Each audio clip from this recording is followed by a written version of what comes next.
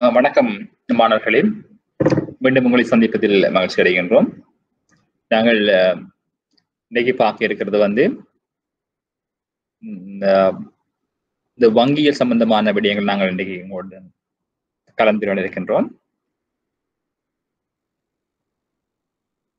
பொதுவாக வந்து இந்த வங்கிகள் என்று நாங்கள் வங்கி அல்லது நிதி நிறுவனங்கள் என்று நாங்கள் குறிப்பிடுகின்ற பொழுது பிள்ளைகள், முதலாவது நாங்கள் சொல்லவும் நாங்கள் வர்த்தக வங்கிகள் என்று சொல்லி நாங்கள் குறிப்பிடுவோம். அதாவது வர்த்தக வங்கிகள் என்று சொல்லி நாங்கள் முதலாவதாக குறிப்பிடுவோம். வர்த்தக வங்கிகள் சொல்றது நாங்கள் கொமர்ஷியல் பேங்க்ஸ் என்று நாங்கள் அழைப்போம். அதாவது பொதுவாக வந்து நிதி நிறுவனங்கள் என்று நாங்கள் பொதுவாக பார்க்கின்ற பொழுது அதுல குறிப்பிடக்கூடிய விடயம் முதலாவது என்னன்னு சொன்னால் பிள்ளைகள் வணிக வங்கிகள் அல்லது வர்த்தக வங்கிகள் என்று சொல்லி அழைப்போம். கொமர்ஷியல் பேங்க்ஸ் என்று சொல்லி நாங்கள் அழைப்போம். அடுத்தது வந்து மத்திய வங்கி ஒன்று நாங்கள் அழைக்கலாம், சென்ட்ரல் பேங்க் சொல்லுவோம் நாங்கள். அடுத்து வங்கி அல்லாத நிதி நிறுவனங்கள் என்று சொல்லி நாங்கள் அழைக்கலாம். அதாவது சொல்றது நான் பேங்கிங் பைனான்சியல் இன்ஸ்டிடியூஷன் சொல்லுவோம் நாங்கள். இந்த மூன்று நிறுவனங்களும் வந்து நாட்டினுடைய பண நிரம்பல்ல வந்து செல்வாக்கு செலுத்துகின்ற ஒரு விடயங்களாக காணப்படுகின்றது. அதாவது நாட்டினுடைய பண நிரம்பல்ல தாக்கத்தை செலுத்துகின்ற அல்லது வங்கி தொழில பிரதானமான நிதி நிறுவனங்களாக நாங்கள் இவற்றினை கருதி கொள்ளலாம். இந்த மூன்று நிறுவனங்களும் வந்து இந்த நிதி சந்தையில வந்து பாரிய தாக்கத்தை ஏற்படுத்தும். பொதுவாக நாங்கள் வணிக வங்கிகள் அல்லது வர்த்தக வங்கிகள் என்று சொல்லி நாங்கள் நோக்குகின்ற பொழுது பிள்ளைகள்,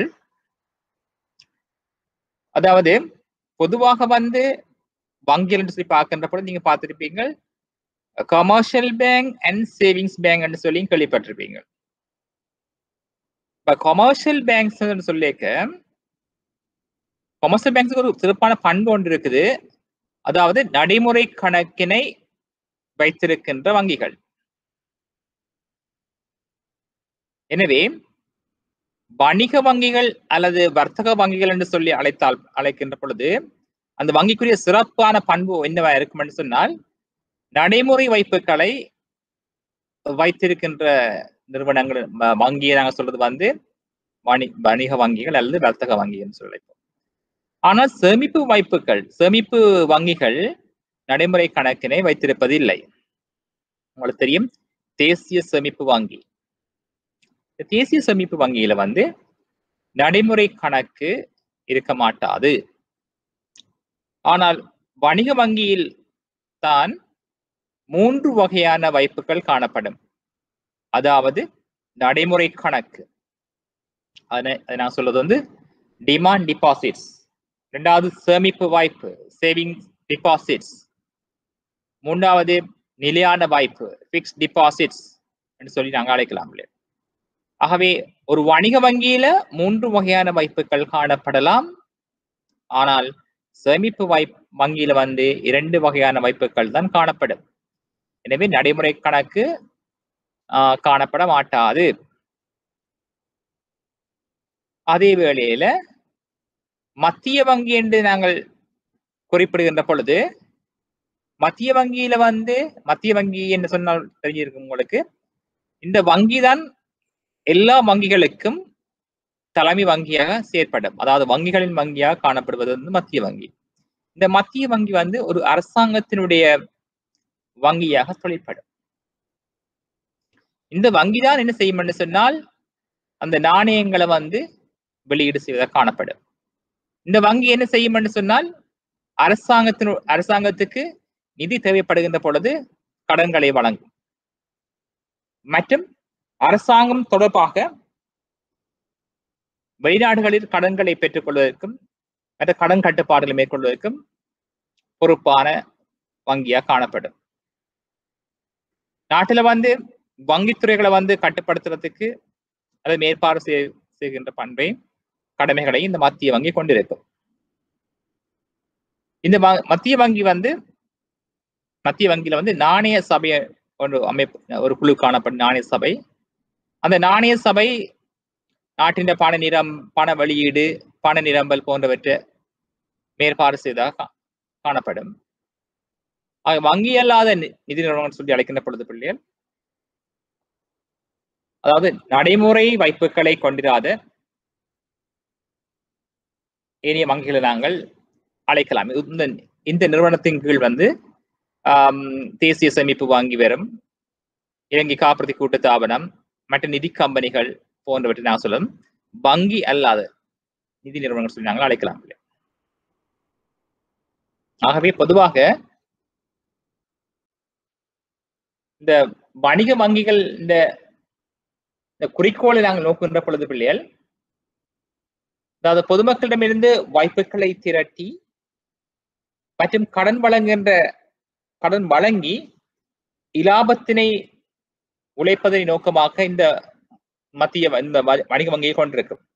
வணிக வங்கிகளானவை பொதுமக்களுடைய வாய்ப்புகளை திரட்டி மற்றும் கடன்களை வழங்கி இலாபத்தினை உழைப்பதனை நோக்கமாக கொண்டிருக்கும். ஆனால் மத்திய வங்கி எவ்வாறு இருக்கும் என்று சொன்னால் பிள்ளைகள், மத்திய வங்கி பொருளாதாரத்தில் விலை உறுதிப்பாடு மற்றும் பொருளாதார உறுதிப்பாட்டினை மேற்கொள்வதனை நோக்கமாக கொண்டு அமைந்ததாக இந்த மத்திய வங்கி காணப்படும். மேலும் இந்த வணிக வங்கிகள் இந்த குறிக்கோளை நாங்கள் நோக்கின்ற பொழுது, வணிக வங்கி அந்த திரவத்தன்மையினை பேண வேண்டிய ஒரு கடப்பாடு இருக்கின்றது. அதாவது திரவத்தன்மை என்று சொன்னால், வங்கியில வைப்புகளை மேற்கொண்ட வாடிக்கையாளர்கள் தமது பணத்தினை திருப்பி கேட்டவுடன் அவற்றினை உடனடியாக கொடுக்கக்கூடியதாக இருக்க வேண்டும். அதாவது வங்கியில் வாய்ப்புகளை மேற்கொண்ட வாடிக்கையாளர் தமது பணத்தினை திரும்ப கேட்டவுடன் அவற்றினை உடனடியாக கொடுக்கக்கூடியதாக இருக்க வேண்டும். அதற்காக வணிக வங்கிகள் தமக்கு வருகின்ற வாய்ப்புகளில் குறிப்பிட்ட சதவீதத்தினை தமது வங்கிகளில் பணமாக வைத்திருக்கும். இப்படி வைத்திருப்பதன் ஊடாக வணிக வங்கிகள் தமது திரவத்தன்மையினை உறுதிப்படுத்தக்கூடியதாக காணப்படும். ஆகவே திரவத்தன்மையை பேணுவதற்கான நோக்கம் என்னவென்று சொன்னால், வாடிக்கையாளருக்கு நன்மதிப்பினை பாதுகாப்பதற்காகவும் வங்கிகளின் நாளாந்த செயற்பாடை மேற்கொள்வதற்காகவும் இந்த திரவத்தன்மையை வணிக வங்கிகள் மேற்கொண்டு வருகின்றது. ஆனால் மத்திய வங்கியை நாங்கள் நோக்குகின்ற பொழுது, மத்திய வங்கி பொருளாதார வளர்ச்சி மற்றும் அபிவிருத்தினை நோக்கமாக கொண்டிருக்கும். மேலும் இந்த வணிக வங்கிகளானவை பொதுவாக பொருளாதாரத்தில் வர்த்தக முயற்சியில ஈடுபடுகிற நபர்களுக்கு கடன்களை வழங்கி முதலீட்டை ஊக்குவிக்கும். அந்த வகையில இந்த வணிக வங்கிகளும் பொருளாதார வளர்ச்சி மற்றும் அபிவிருத்திக்கு மற்ற முதலீடு போன்றவற்றினை ஊக்குவிப்பதனை நோக்கமாக கொண்டிருக்கும். ஆனால் மத்திய வங்கி ஏனைய நிதி நிறுவனங்களை, ஏனைய வங்கிகளை முகாமை செய்து மற்றும் அவருடைய செயற்பாட்டினை கட்டுப்படுத்துகின்ற நோக்கத்தினை கொண்டிருக்கும். அதாவது மத்திய வங்கி ஏனைய நிதி நிறுவனங்களையும் மற்றும் வங்கிகளையும் மேற்பார்வை செய்தல் மற்றும் முகாமைத்துவம் செய்தனை நோக்கமாகவும் கொண்டிருக்கும். மேலும் இந்த வணிக வங்கிகளானவை நிதித்துறையினுடைய வளர்ச்சிக்கு பாரிய பங்களிப்பினை மேற்கொள்வதனை நோக்கமாகவும் கொண்டிருக்கலாம். ஆனால் மத்திய வங்கி நாட்டினுடைய பண நிரம்பல் மற்றும் விலைமட்டத்தினை கட்டுப்படுத்துவதனை நோக்கமாக கொண்டிருக்கும். ஆகவே நாங்கள் அதை அவதானிப்போம் சொன்னால், வர்த்தக வங்கிகள குறிக்கோள்னு சொல்லி கேட்கலாம் பிள்ளைகள். அதே போல மத்திய வங்கியின் குறிக்கோள்னு சொல்லி கேட்கலாம். அவ்வாறு கேட்கின்ற பொழுது மத்திய வங்கியின் குறிக்கோளுக்கும் வணிக வங்கியின் குறிக்கோளுக்கும் வேறுபாட்டை குறிப்பிடும் சொல்லி உங்களுக்கு கேட்கலாம். ஆகவே பொதுவாக வர்த்தக வங்கிகள குறிக்கோள் என்று அவர்கள் கேட்டார் என்று சொன்னால், நீங்க குறிப்பிட வேண்டும் வணிக வங்கிகள் என்ன செய்யும் சொன்னால் பொதுமக்கள் வைப்புகளை திரட்டி கடன் வழங்கி இலாப நோக்கத்தினை அடைவை நோக்கமாக கொண்டிருக்கும். இரண்டாவது திரவுத்தன்மையை பேணுவதனை நோக்கமாக கொண்டிருக்கும். மற்றும் பொருளாதார வளர்ச்சி அபிவிருத்தினை மேற்கொள்வதற்கு உதவுவதாக காணப்படும். மற்றும் நிதித்துறையினுடைய வளர்ச்சிக்கு பங்களிப்பு செய்வதனை நோக்கமாக கொண்டிருக்கும். அதே போல மத்திய வங்கியினுடைய குறிக்கோளினை நோக்கமாக கொண்ட கேள்வி அமைந்தால் மத்திய வங்கியினுடைய குறிக்கோளை குறிப்பிடுகள் சொல்லி கேட்டிருந்தால் நீங்கள் எழுத வேண்டும். மத்திய வங்கி பொருளாதார விலை உறுதிப்பாடு மற்றும் பொருளாதார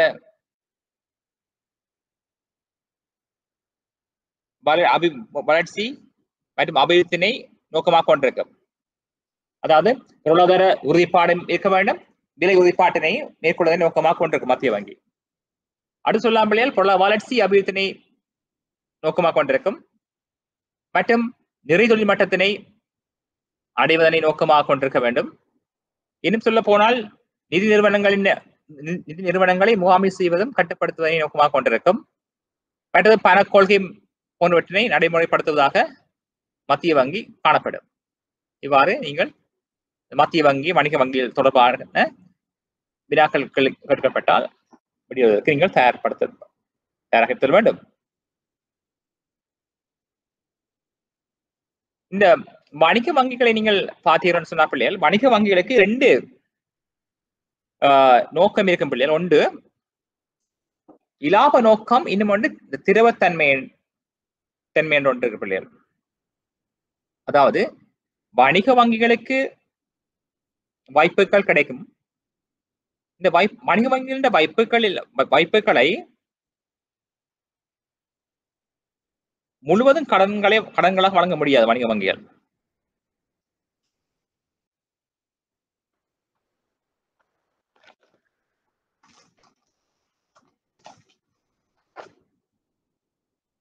அதாவது வணிக வங்கிகள் இலாபத்தன்மை மற்றும் திரவத்தன்மை போன்ற 2 குறிக்கோளையும் சமநிலையில பேண வேண்டும் பிள்ளைகள்.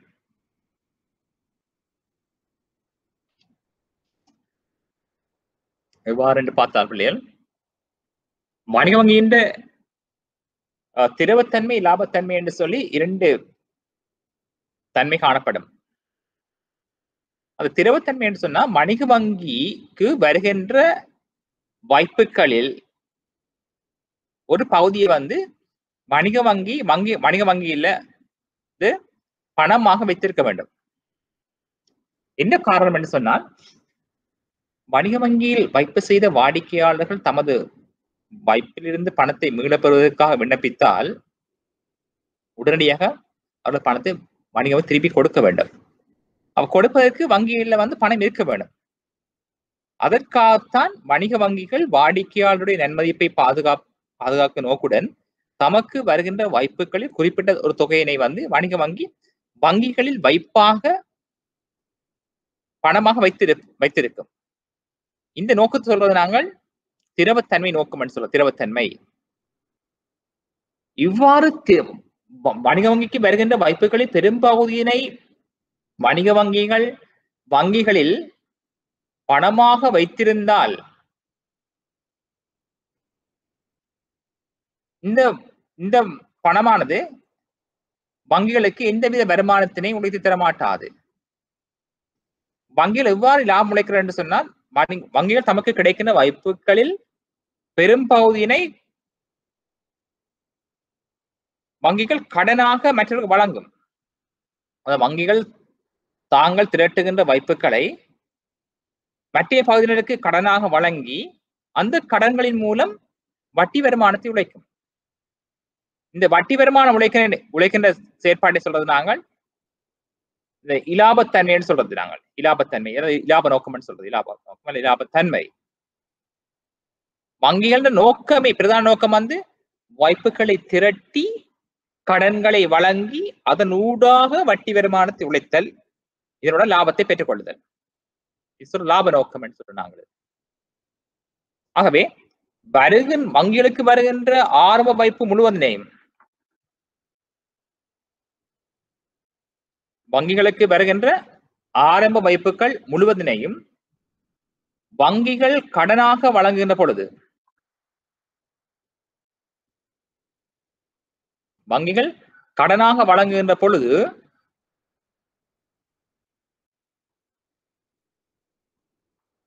வங்கிகள் கடனாக வழங்குகின்ற பொழுது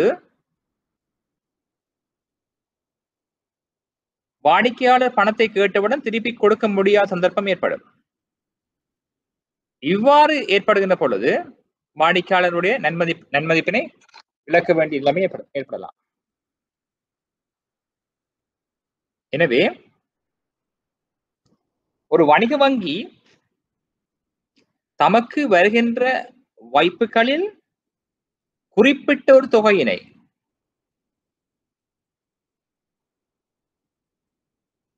வங்கிகளை வைப்பாக வைத்திருந்து மீதியை கடனாக வழங்கும். உதாரணத்துக்கு நாங்கள் பார்ப்போம் இல்லையா,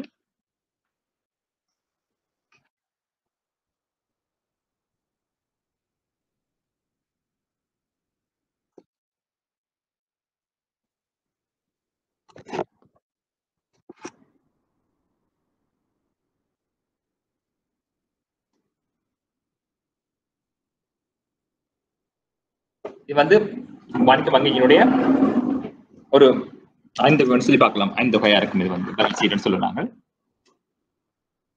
இது 5 தொகை.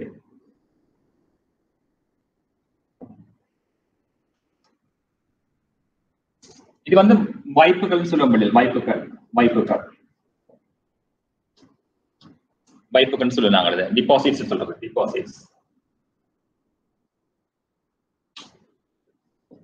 Deposits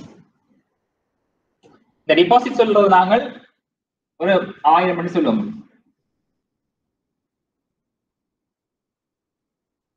1000 deposits.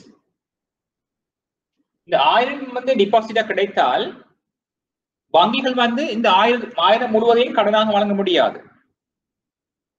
இந்த 1000 வந்து குறிப்பிட்ட சதவீதத்தினை வங்கி தனது கையிருப்பை வைத்திருக்க வேண்டும்.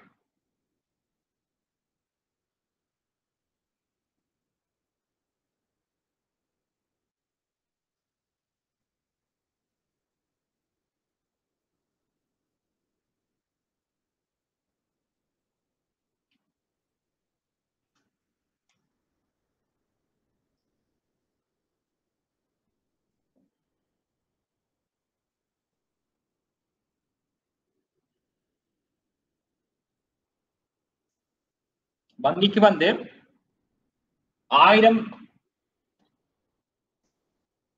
ரூபாய் வந்து வங்கிக்கு வாய்ப்புகளாக வருது. இந்த வாய்ப்புகளாக வந்தால் இந்த 1000 வங்கி வந்து கடனாக வழங்க முடியாது. ஒரு குறிப்பிட்ட சதவீதத்தினை வங்கி தனது வங்கியில வாய்ப்புகளா வச்சிருக்க வேண்டும். அவ்வாறு வைத்திருக்க வேண்டிய தொகை சொல்றது நாங்கள் காசொதுக்கி வீதம். அப்ப காசொதுக்கி வீதம் வந்து நான் சொல்லுவோம் கேஷ் ரிசர்வ் ரேஷியோ ஒரு 10 வீதம். இந்த 10 வீதத்தினை வந்து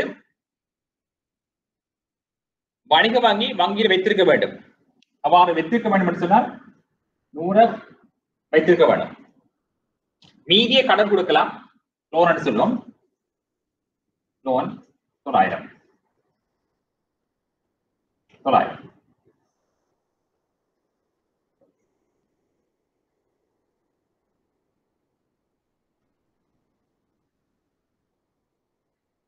அதாவது வணிக வங்கிக்கு வந்த வாய்ப்புகள் 1000, காசொதுக்கி வீதம் 10 வீதம் என்று சொன்னா அது 100 வங்கியில வைத்திருக்க வேண்டும் காசாக. மீதியை 900 கடன் கொடுக்கலாம்.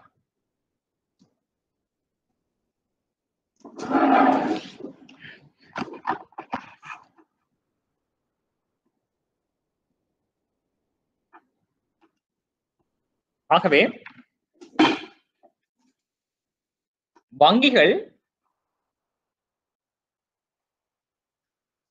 வங்கியானவை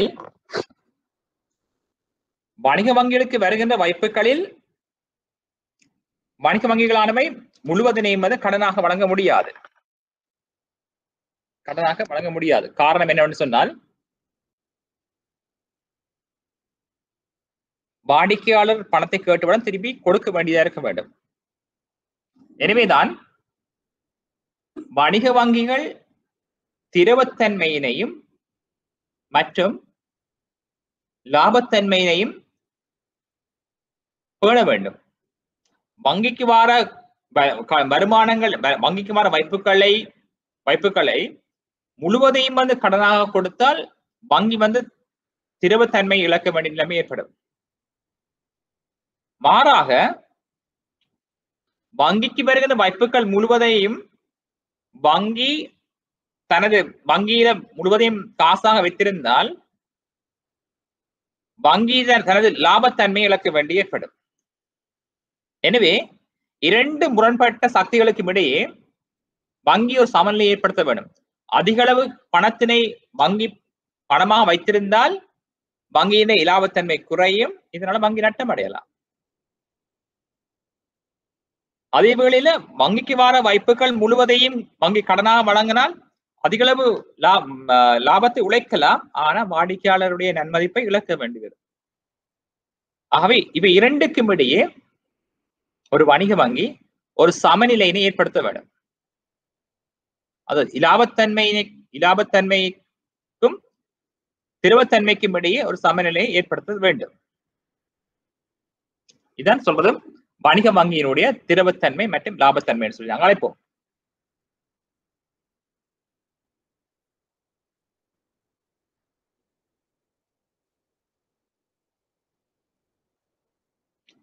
ஆகவே வங்கிகளுடைய இலாபத்தன்மை என்று சொல்லி உங்கள்ட்ட கேள்விகள் கேட்கப்படலாம். பிள்ளைகள், இலாபத்தன்மை என்று சொன்னால் என்ன, வங்கிகளின் திரவத்தன்மை என்று சொன்னால் என்ன, அவை தெளிவாக குறிப்பிட வேண்டும். வங்கிகளின் இலாபத்தன்மை என்பது வணிக வங்கிகள் தமக்கு கிடைக்கின்ற வாய்ப்புகளில் குறிப்பிட்ட சதவீதத்தினை வங்கி தனது வங்கியில் பணமாக வைத்திருந்து மீதியினை கடனாக வழங்குவதனூடாக உழைக்கின்ற லாபத்தன்மை என்று சொல்லி அழைப்போம். திரவத்தன்மை என்று சொன்னா வங்கி தமக்கு கிடைக்கின்ற வாய்ப்புகளில் குறிப்பிட்ட சதவீதத்தினை வாடிக்கையாளர் நன்மதிப்பினை பாதுகாப்பதற்காக வைத்திருக்கப்படுகிற தொகையை நாங்கள் காசோதுக்கு வீதம் என்று சொல்லி நாங்கள் குறிப்பிடலாம்.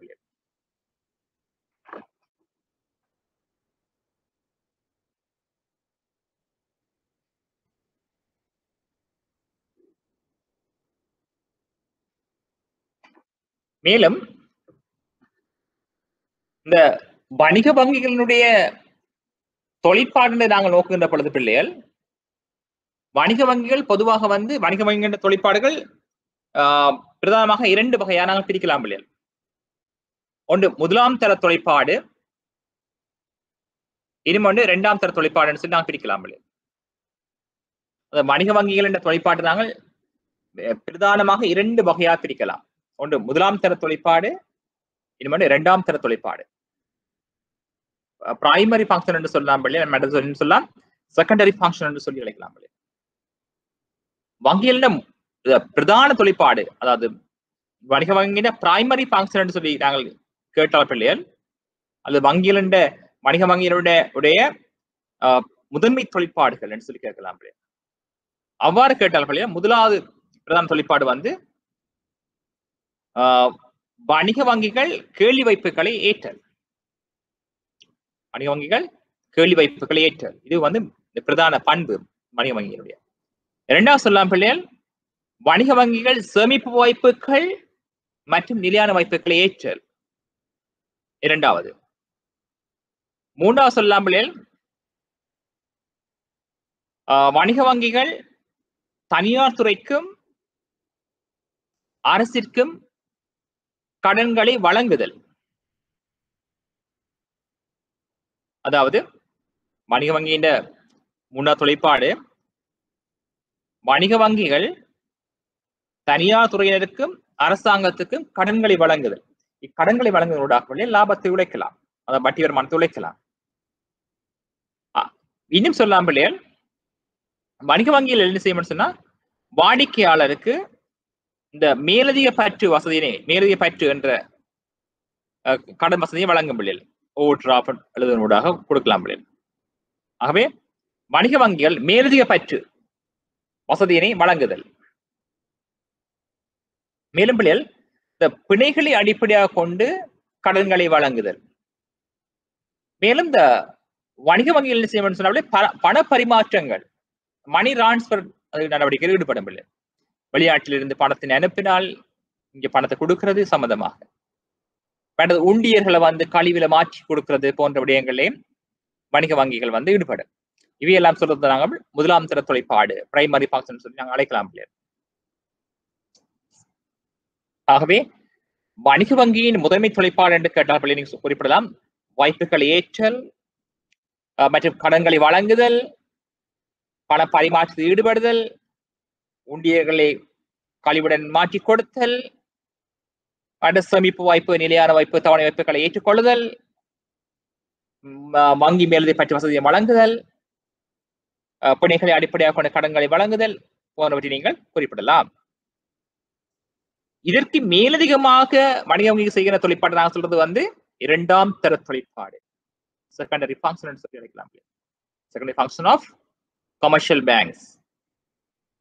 அப்ப இதுல என்னவா இருக்கும் சொன்ன பிள்ளைகள், வணிக வங்கிகள் மேலதிகமாக வாடிக்கையாளருக்கு சேவையினை வழங்குதல். அதாவது வாடிக்கையாளருக்கு முதலீடு சம்பந்தமான ஆலோசனைகள் வழங்குதல், அட்வைஸ் கொடுக்கிறது. என்ன வகையான முதலீட்டையும் செய்யலாம், இதற்கு வங்கி எவ்வாறு உதவலாம், சந்தை வாய்ப்புகள் போன்றவற்றை வந்து தகவல்களை வணிக வங்கிகள் வழங்கும் பிள்ளைகள். மற்றது இந்த வாடிக்கையாளர்கள் வந்து பெருமதி மிக்க சொத்துக்களை வந்து பாதுகாக்கலாம், வசதி வழங்குது பிள்ளைகள். சொல்றது சேஃப்டி லோக்கல் ஃபெசிலிட்டிஸ் வந்து வழங்குது.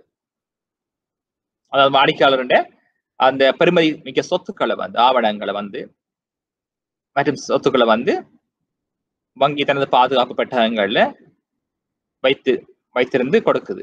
இவ்வாறான சேவைகளை வழங்குது. மேலும் இந்த வங்கிகள் வந்து இந்த குத்தகை நடவடிக்கை, லீசிங் ஃபெசிலிட்டிஸ் அழைக்கப்படும் பிள்ளைகள், குத்தகை ஆதனங்கள் அல்லது வாடகை கொள்வன முறைக்கு வந்து வணிக வங்கிகள் உதவி புரியுது. மற்றும் பிள்ளைகள் சொல்லலாம் அந்த ஏடிஎம் வசதிகள், அல்லது தன்னியக்க பண பரிமாற்ற நடவடிக்கைகள், கடன் அட்டை சேவைகள் தொடர்பான நடவடிக்கைகள், ஆன்லைன் பேங்கிங் சிஸ்டம் போன்ற சேவைகளை வந்து துணை தொழிற்பாடாக காணப்படுது பிள்ளைகள். ஆகவே வணிக வங்கிகளுடைய இரண்டாம் தர தொழிற்பாடுன்னு சொல்லி குறிப்பிட்டு கேட்டால் பிள்ளை நீங்க சொல்லலாம் வந்து வாடிக்கையாளருக்கு முதலீட்டு நடவடிக்கைகளுக்கு உதவுதல், வாடிக்கையாளரின் பெருமைமிக்க சொத்துக்களை பாதுகாத்து உதவுதல், மூன்றாவது சொல்ல பிள்ளைகள் வாடிக்கையாளர்களின் கட்டளைகளுக்கு ஏற்ப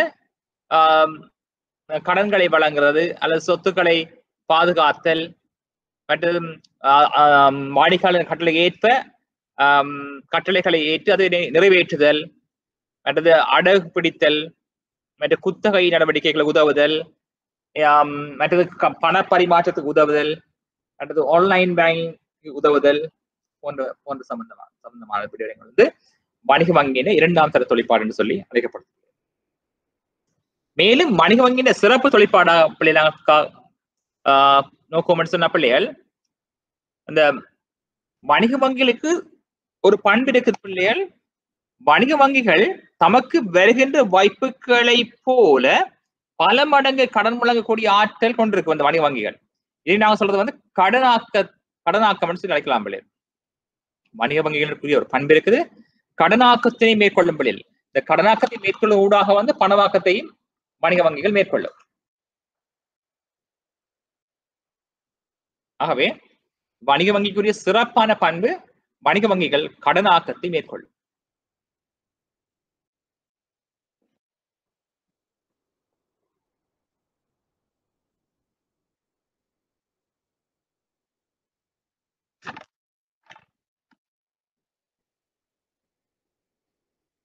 மேலும் பாத்தீங்கன்னு சொன்னா பிள்ளைகள், இந்த வணிக வங்கிகள் வந்து வாடிக்கையாளர் சார்பில மேலும் பல சேவைகளை வழங்கும் பிள்ளைகள். அதாவது இந்த நிலையான கட்டளையின் பேர்ல வந்து வணிக வங்கிகள்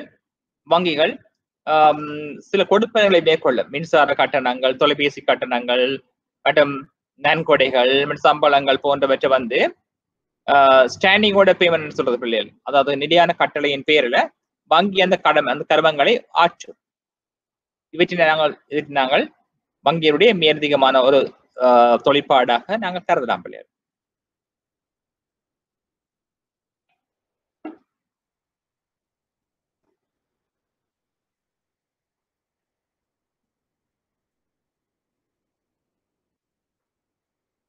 மேலும் பிள்ளைகள் பார்க்கலாம்னு சொன்னோம்னா,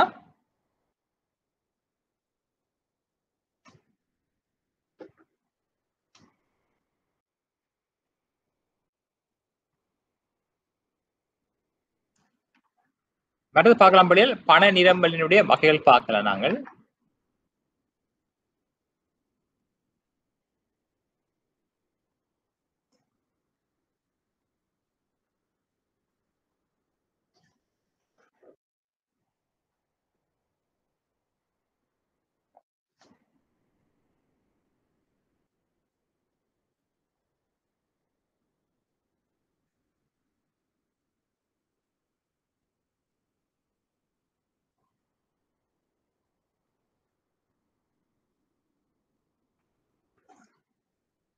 அடுத்த பார்ப்போம் பிள்ளைகள் நாங்கள் இந்த கடனாக்கம் சொல்லி பார்ப்போம் பிள்ளைகள். கடனாக்கம்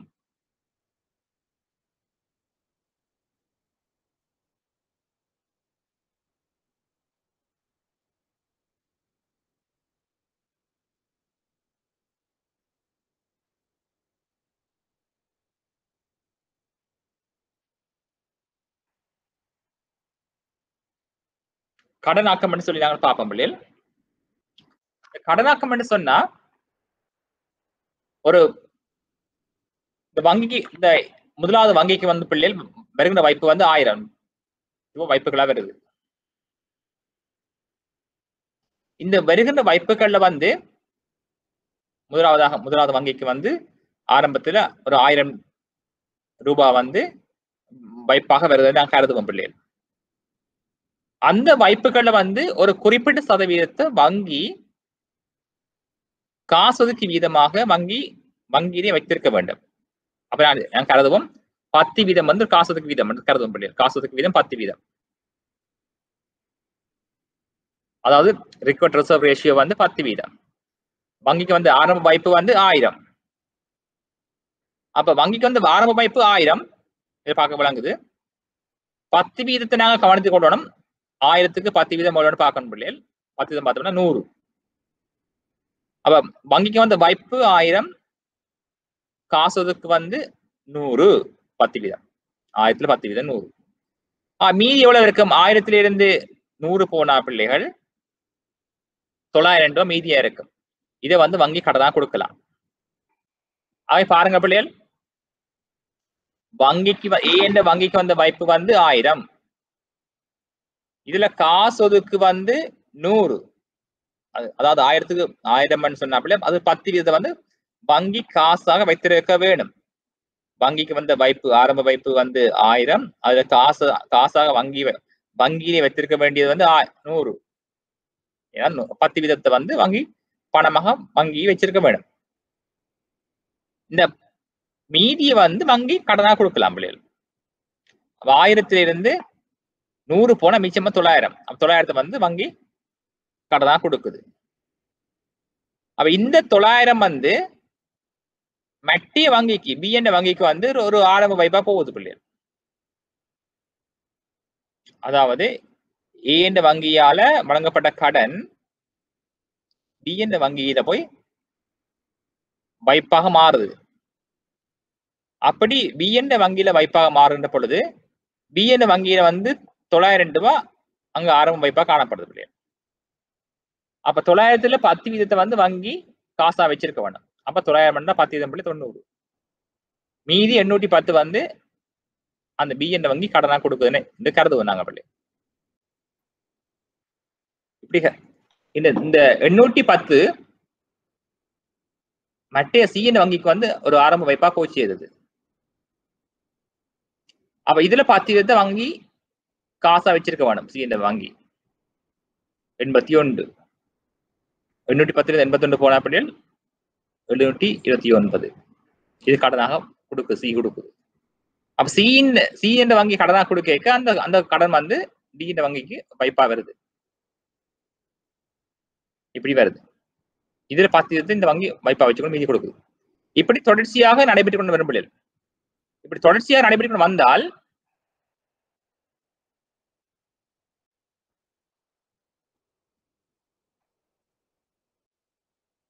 தொடர்ச்சியாக வந்து நடைபெற்றுக் கொண்டு வருது பிள்ளைகள்.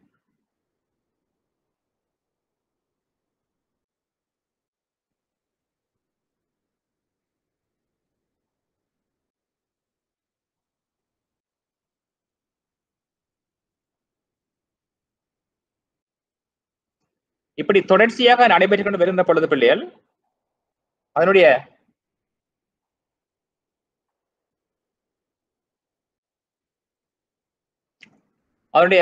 மொத்த வாய்ப்புகள் வந்து 10,000 காணப்படும் பிள்ளைகள்.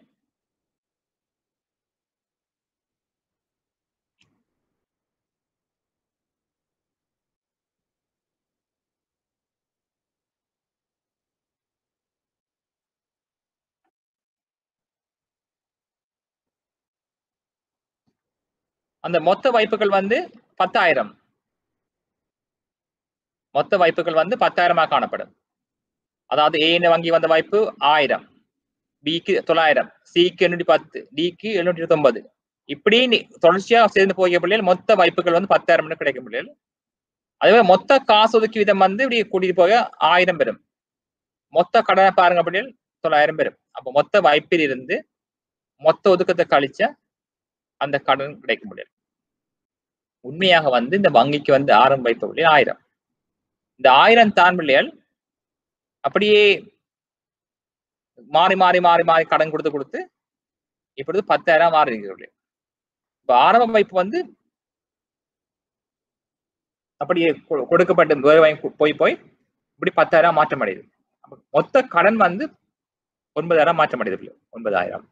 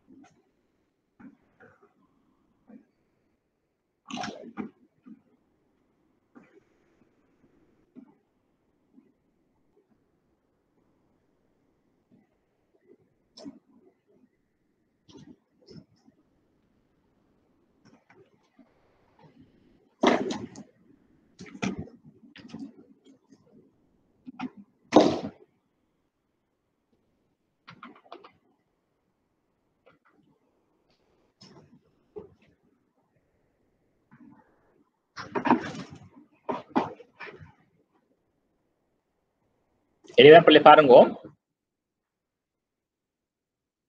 வணிக வங்கிகளுக்கு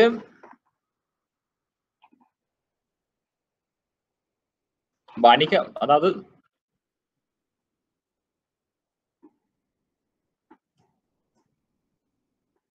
பிள்ளைகள் வணிக வங்கிகளுக்கு வருகின்ற வாய்ப்புகளை போல் பல மடங்கு கடன்களை வழங்கக்கூடியதாக இருப்பதை நாங்கள் சொல்றது பிள்ளைகள் கடனாக்கம் அல்லது பணவாக்கம் என்று சொல்லுவோம். அதாவது ஒரு வணிக வங்கி வருகின்ற வாய்ப்புகளை போல பல மடங்கு கடன்களை உருவாக்கக்கூடிய தன்மைகள் இருக்கும் இந்த வணிக வங்கிகளுக்கு. அதாவது எடுகோல் எடுக்கணும் பிள்ளைகள் குறிப்பிட்ட ஒரு பிரதேசத்தில் வந்து ஒன்றுக்கு மேற்பட்ட வணிக வங்கிகள் காணப்படும் சொல்லி கருத வேணும். இந்த ஒன்றுக்கு மேற்பட்ட வணிக வங்கிகள் சேர்ந்துதான் பிள்ளைகள் இந்த கடனாக்கத்தை மேற்கொள்ளும். அதாவது கடனாக்கம் சொன்னா பிள்ளைகள் வணிக வங்கி ஒன்றுக்கு வருகின்ற ஆரம்ப வாய்ப்புகளை போல் வங்கிகள் பல மடங்கு கடன்களை உருவாக்கக்கூடியதாக இருப்பதனை நாங்கள் சொல்றது கடனாக்கம் அல்லது பணவாக்கம் என்று சொல்லி அழைப்போம். அப்ப இங்க பாத்தீங்கன்னு சொன்னா பிள்ளைகள்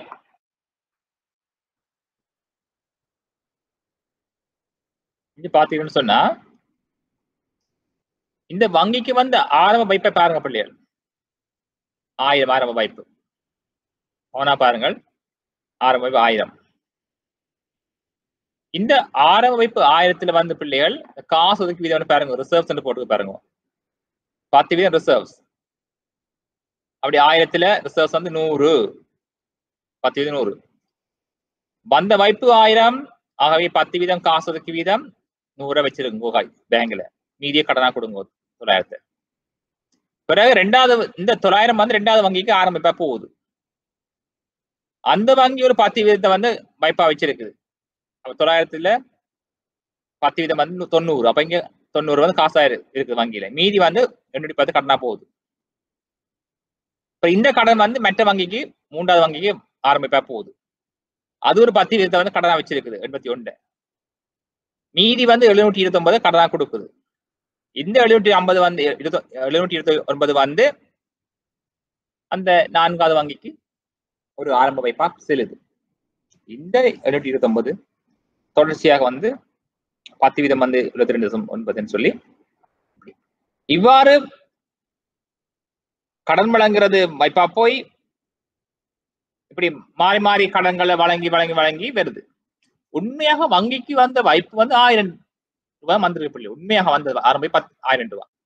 இந்த 1000 ரூபாய் வைத்துத்தான் பிள்ளைகள் இந்த வணிக வங்கி நடைமுறை கணக்கின் ஊடாக பல மடங்கு கடன்களை வழங்கி வழங்கி வழங்கி ஒரு பணவாக்கத்தை மேற்கொண்டிருக்குது. வந்த வைப்பை போல 10 மடங்கு இங்க கடன் கொடுக்கும், 10 மடங்கு வைப்புகளை உருவாக்கி இருக்குது.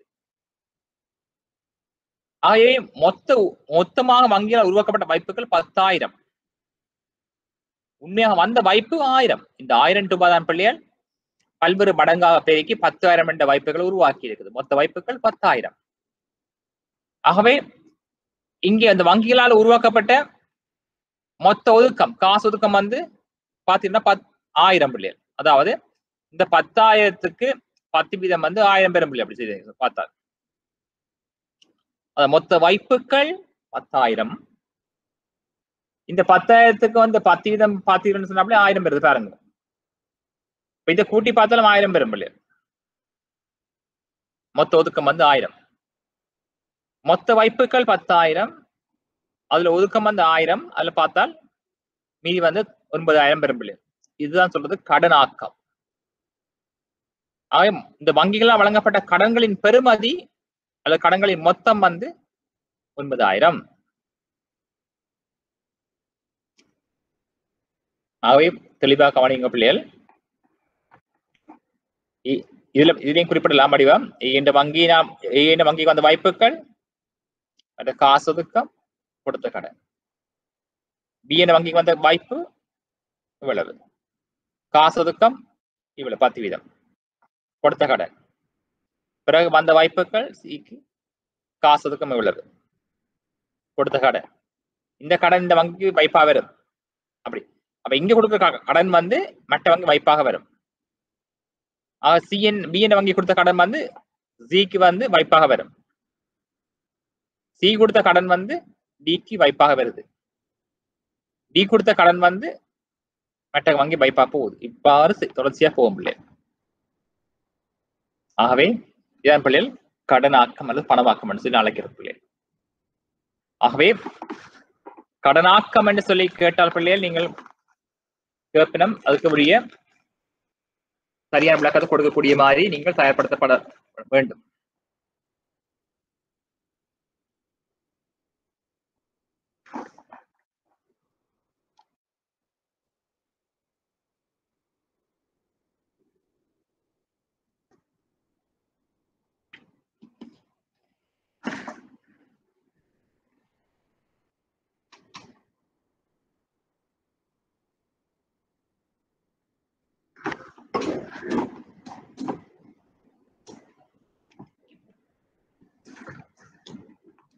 ஆகவே கடனாக்கம் என்று சொல்லி கேட்கலாம் பிள்ளைகள், அல்லது பணமாக்கம் என்று சொல்லி கேட்கலாம்.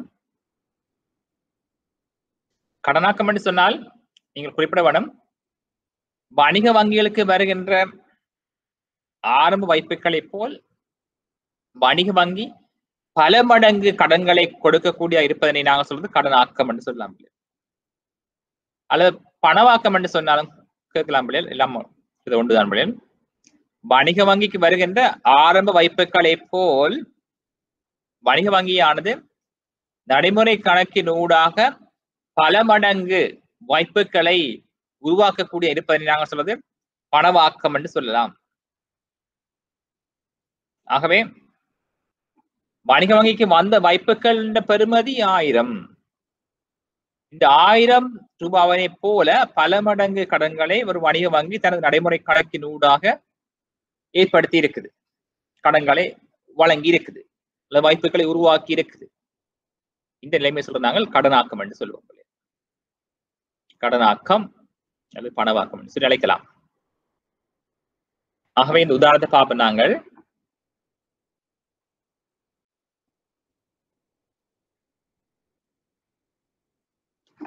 வணிக வங்கிக்கு வந்த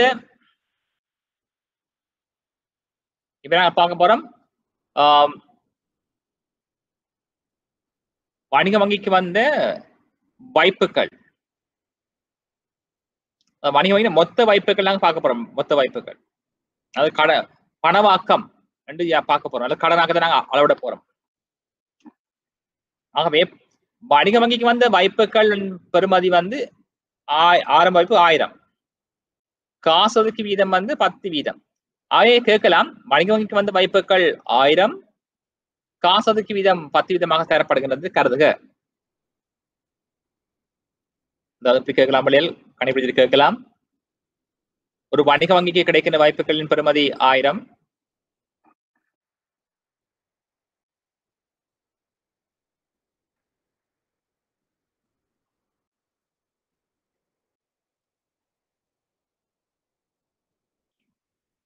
வணிக வங்கிக்கு கிடைத்த வாய்ப்புகள் பெறுமதி 1000. ஆனால் காசோதுக்கு வீதம் 10%. எனவே வணிக வங்கிகளால் உருவாக்கப்படக்கூடிய மொத்த வாய்ப்புகளின் பெறுமதி யாது, அல்லது வணிக வங்கியினால் வழங்கப்படக்கூடிய மொத்த கடன்களின் அளவு யாது என்று கேட்டால் நீங்கள் கணிப்பட தெரியக்கூடிய மாதிரி இருக்கணும். எப்படி காரணம் சொன்னா பிள்ளைகள்,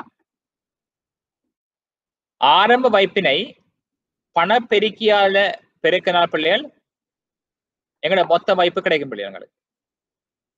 அது ஆரம்ப வைப்பினை வந்து ஆரம்ப வைப்பு 1000 தெரியும் உங்களுக்கு. அது பணப்பெருக்கியை நீங்கள் கணிப்பிட வேணும் பிள்ளைகள். பணப்பெருக்கி என்று சொன்ன பிள்ளைகள், நாங்கள் ₹1 நாங்கள் வைப்பு செய்கின்ற பொழுது பிள்ளைகள் அது எத்தனை மடங்காக அதிகரிக்கின்றது. ₹1 நாங்கள் வைப்பு செய்கின்ற பொழுது ₹1 எத்தனை மடங்கினால் அதிகரிக்க செய்கின்றது என்பதனை விளக்குறதா பிள்ளைகள் காசோதுக்கு வீதம்.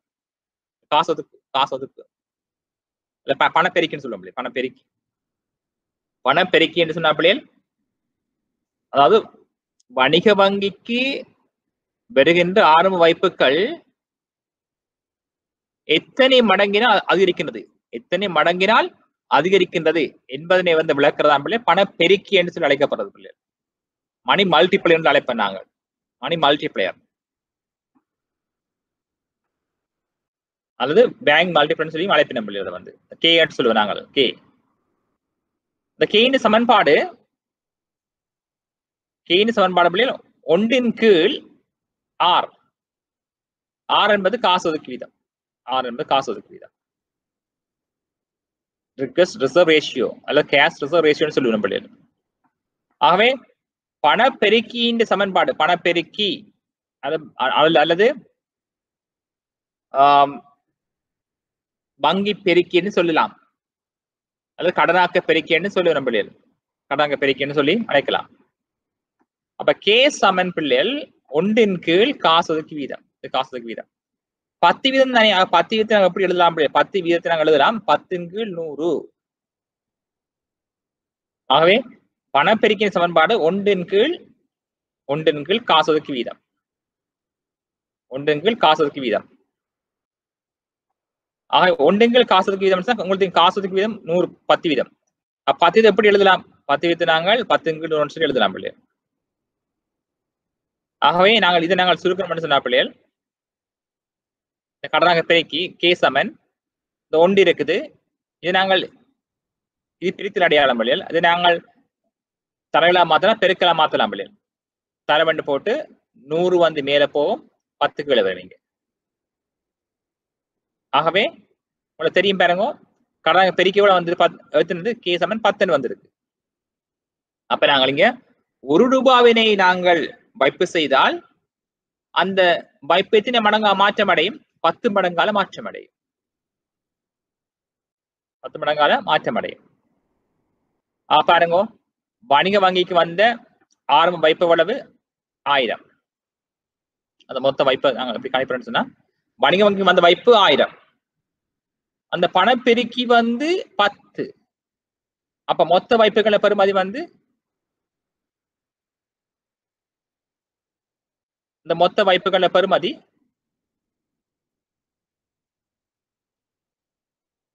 அதாவது மொத்த வைப்பு, அதாவது நாங்க சொல்லுவோம் மொத்த வைப்பாக எப்படி காணணும், ஆரம்ப வைப்பு வந்து 1000, பணப்பெருக்கி 10, மொத்த வைப்பாகம் 10,000. இனி பார்க்க போறோம் காசு ஒதுக்கு வீதம் பார்க்க போறோம் இல்லையா? காசு ஒதுக்கு வீதம் மொத்த வைப்பு, அது மொத்த காசு ஒதுக்கு வீதம்.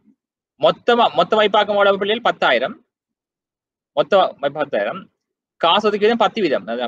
இல்ல இது வரணும் பிள்ளைகள், பிரித்தல் அடையாளம் வேற வேணும் இதுல 10 வீதத்துக்கு. ஆகவே 10,000க்கு 10 வீதம் பிள்ளை எவ்வளவு வரும் சொன்னா 1000 வரும். ஆகவே மொத்த வைப்பாக்கம் பாருங்க 10,000, மொத்த காசு ஒதுக்கு வீதம் 10,000 நாங்க 10 வீதம் பார்க்கணும் 10,000க்கு. ஆகவே மொத்த கடனாக்கம் எப்படி பார்க்கணும் சொன்னா அப்படியே மொத்த பணவாக்கம் இருக்குதானே, மொத்த பணவாக்கம் பாருங்க 10,000, மொத்த காசு ஒதுக்கு பாருங்க 10,000க்கு 10 வீதம் எவ்வளவு? 1000. மொத்த கடனாக்கம் 900. இதன் பிள்ளை மொத்த கடனாக்கம் சொல்லி பார்க்கிறது.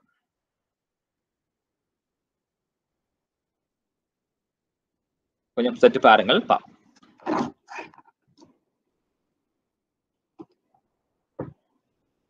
ஓகே பிள்ளைகள், உங்களுக்கு தெரிய வேணும் வணிக வங்கியினுடைய ஒரு சிறப்பான பண்பு இருக்கு பிள்ளைகள். வணிக வங்கிகள் வந்து ஒரு ஒரு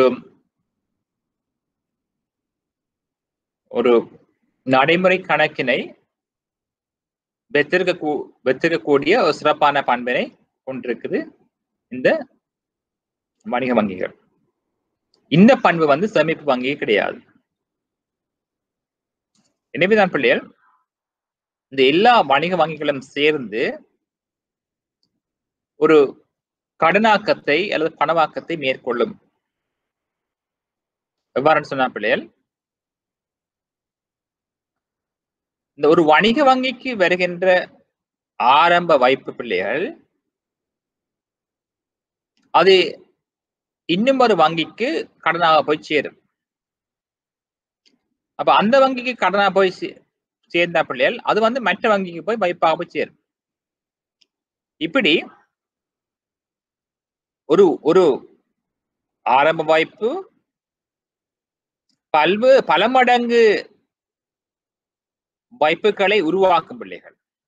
அது எவ்வாறு இடம்பெறுதுன்னு சொன்னா பிள்ளை, அது வந்து நடைமுறை கணக்கின் ஊடாகத்தான் இடம்பெறுது. ஆகவே பணவாக்கம் அல்லது கடனாக்கம் சொல்லி கேட்டால் பிள்ளைகள் நீங்க சொல்ல வேணும், பல்வேறுபட்ட வங்கிகள் சேர்ந்து தமக்கு கிடைக்கின்ற ஆரம்ப வாய்ப்புகளை போல் பல மடங்கு வாய்ப்புகளை உருவாக்குவதனையே நாங்கள் குறிப்பிடுவோம் பணவாக்கம் என்று சொல்லி குறிப்பிடலாம் பிள்ளைகள். அல்லது இப்படியும் குறிப்பிடலாம் பிள்ளைகள், அதாவது வணிக வங்கி தமக்கு கிடைக்கின்ற ஆரம்ப வாய்ப்புகளை போல் பல மடங்கு கடன்களை உருவாக்கக்கூடியதாக இருப்பதனையே கடனாக்கம் அல்லது பணவாக்கம் என்று சொல்லி நாங்கள் அழைப்போம். மீண்டும் கவனம் விளங்கிக் கொள்ளுங்க, வணிக வங்கிக்கு வருகின்ற ஆரம்ப வாய்ப்புகளை போல் பல மடங்கு கடன்களை உருவாக்கக்கூடிய இருப்பதனை நாங்கள் கடனாக்கம் அல்லது பணவாக்கம் என்று சொல்லி அழைப்போம்.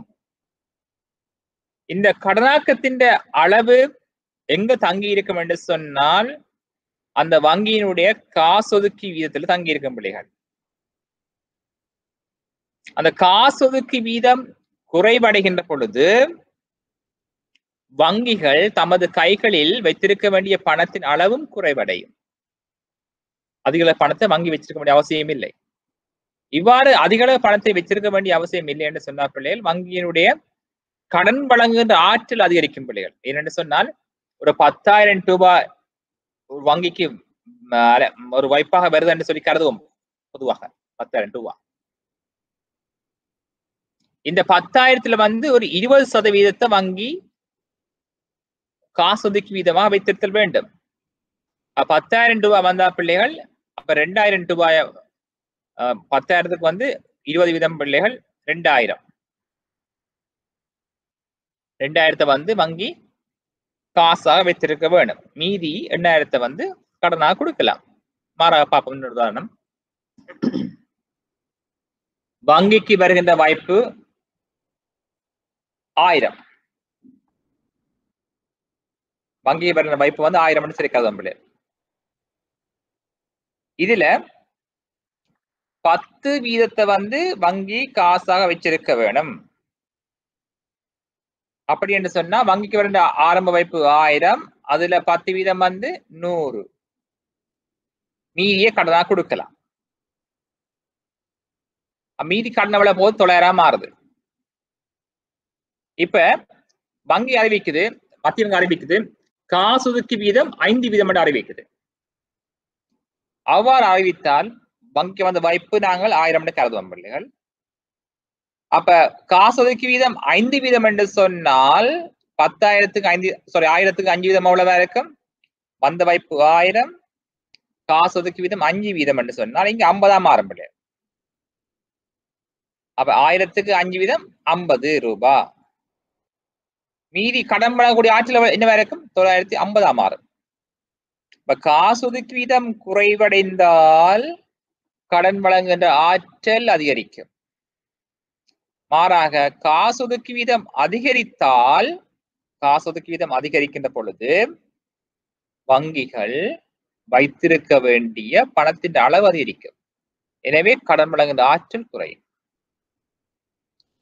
காசொதுக்கி வீதத்துக்கும் கடன்களுக்கும் இடையே எதிர்க்கணிய தொடர்பு காணப்படும். காசொதுக்கி வீதம் குறைந்தால் கடன் வழங்குகிற ஆற்றல் அதிகரிக்கும். காசொதுக்கி வீதம் அதிகரித்தால் கடன் வழங்குகின்ற ஆற்றல் குறையும். காசொதுக்கி வீதம் குறைந்தால் கடன் வழங்குகின்ற ஆற்றல் கூடும். எனவே இந்த கடனாக்கம் எங்கு தங்கி இருக்கும் என்று சொன்ன பிள்ளைகள் காசொதுக்கி வீதம் தங்கி இருக்கும். இந்த காசொதுக்கி வீதம் பாருங்க, காசொதுக்கி வீதம் கூடினால் கடன்கள் குறையும். காசொதுக்கி வீதம் குறைந்தால் கடன்கள் அதிகரிக்கும். 10% என்று சொல்லி இருக்குது காசொதுக்கி வீதம் இந்த தரவின்படி. அப்ப இதுல வந்து 20% என்று சொல்லி மாற்றம் ஏற்பட்டால் கடனாக்கம் குறையும். 10% வந்து 5% குறைவடைந்தால் கடனாக்கம் அதிகரிக்கும். வேறுன்னு சொன்னா பணப்பெருக்கி மாற்றம் அடையும். இங்க கடனாக்கத்தின் பெறுமதி எப்படி காண்றது என்று சொன்னால் K சமன் 1/R. R என்பது காசொதுக்கி வீதம். ஆகவே பணப்பெருக்கி நாங்கள் கடனாக்க பெருக்கி அளவிடுறது 1/R என்றால் 1 தர இது பாருங்க 10/100 தான் 10%. ஆகவே இதை நாங்கள் பெருக்கலாம். அப்ப இது வந்து தரங்களை மாற்றம் அடைகிறது. ஆகவே கடனாக பெருக்கி வந்து 10 மாறுது. அப்ப 10 கருத்து என்னன்னு சொன்னா நீங்கள் வங்கிக்கு 1 ரூபாய் வந்தால் அந்த வாய்ப்பு 10 மடங்காக அதிகரிக்கும். வங்கிக்கு 1000 வந்தால் அது 10 மடங்காக அதிகரிக்கும். 10,000 மாற்றம் அடையும். அப்ப கடனாக்கம் சொன்ன பிள்ளைகள் வங்கிக்கு வருகின்ற வாய்ப்புகள் எத்தனை மடங்காக அதிகரிக்கும்? வங்கிக்கு வருகின்ற வாய்ப்புகள் எத்தனை மடங்காக அதிகரிக்கும் என்பதை தான் காட்டும். இந்த கடன்கள் வந்து 10 தடவைகளால் அதிகரிக்க பார்க்கும். ஆகவே கடனாக்க பெருக்கி அப்ப மொத்த கடனாக எப்படி காண்றன்னு சொன்ன பிள்ளைகள் வணிக வங்கி வந்து ஆரம்ப வைப்பை நாங்கள் பணப்பெருக்கியால பெருக்க வேணும். அந்த வாய்ப்பு வந்து 1000 பணப்பெருக்கி K அளவு வந்து 10 பணப்பெருக்கியா பெருக்கினா மொத்த வாய்ப்புகள் கிடைக்கும். மொத்த வாய்ப்பில இருந்து மொத்த பணவாக்கத்துக்கு இருந்து காசு கழிக்கணும். மொத்த வாய்ப்பு வந்து 10,000 மொத்த வாய்ப்பு. மொத்த காசு ஒதுக்கு வீதம் அந்த 10 வீதம் தானே. 10,000க்கு 10 வீதம் எவ்வளவா இருக்கும்?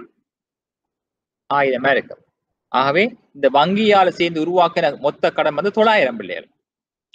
உண்மையா வங்கிக்கு வந்த வைப்பு 1000. இந்த 1000 கொண்டு வங்கியால் உருவாக்கப்பட்ட மொத்த கடன் அளவு 9000.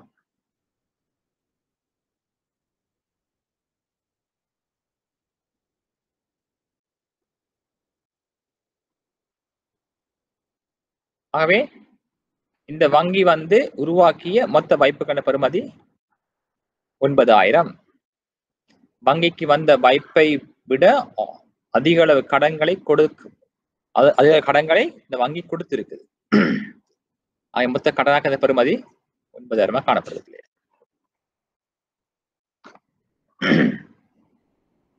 ஆகவே இப்படியும் கேள்வி கேட்கலாம் பிள்ளைகள், கடனாக்கத்தினை தீர்மானிக்கும் காரணிகள் எவை என்று சொல்லி உங்களுக்கு கேள்வி கடனாக்கத்தை தீர்மானிக்கும் காரணிகள் எவை என்று சொல்லி கேட்கலாம் பிள்ளைகள். அவ்வாறு கேட்டால் அதற்குரிய விடையினை நீங்கள் எழுதுவதற்கு தயாராக இருக்க வேண்டும்.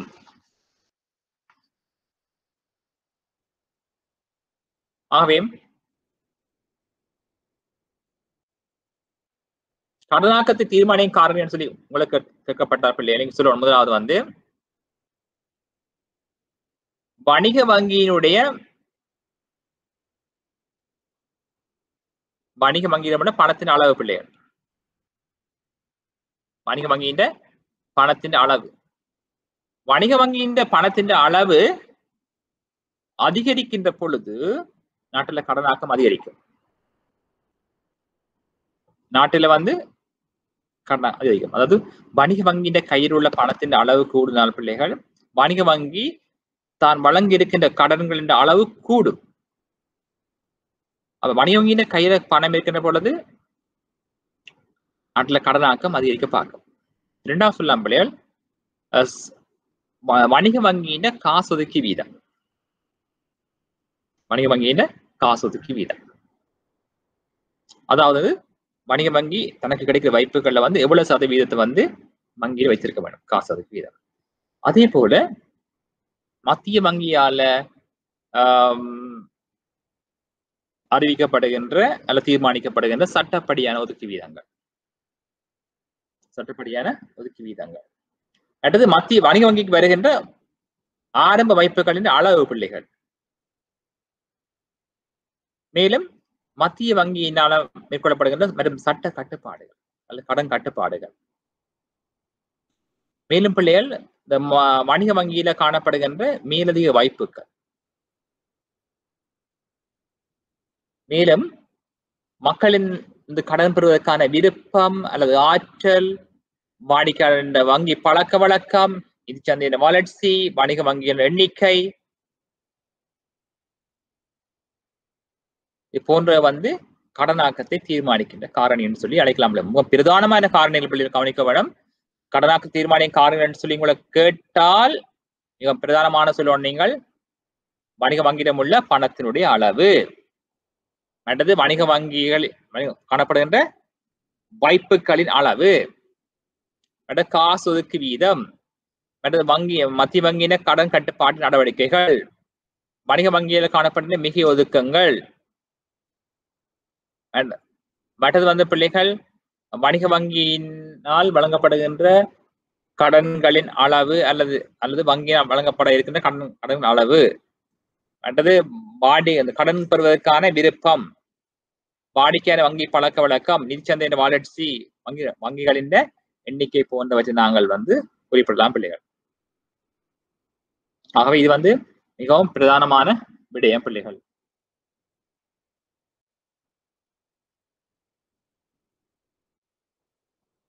ஆகவே கட்டாயம் நீங்கள் விளங்கி இருக்க வேண்டும். கடனாக்கம் என்று சொன்னால் என்ன, பணவாக்கம் என்று சொன்னால் என்ன, மற்றது கடனாக்கத்தை தீர்மானிக்கும் காரணிகள், மற்றது கடனாக்க பெருக்கி போன்றவற்றை நாங்கள் விளங்கிக் கொள்ள வேண்டும். அந்த மொத்த வைப்பாக்கத்தின் சமன்பாடையே நீங்க விளங்கிக் கொள்ள முடியும். இலகுவான விடயம். மொத்த வைப்பை நாங்கள் பணம் பெருக்கணும் என்று சொன்னா மொத்த வைப்பாக கிடைக்கும்.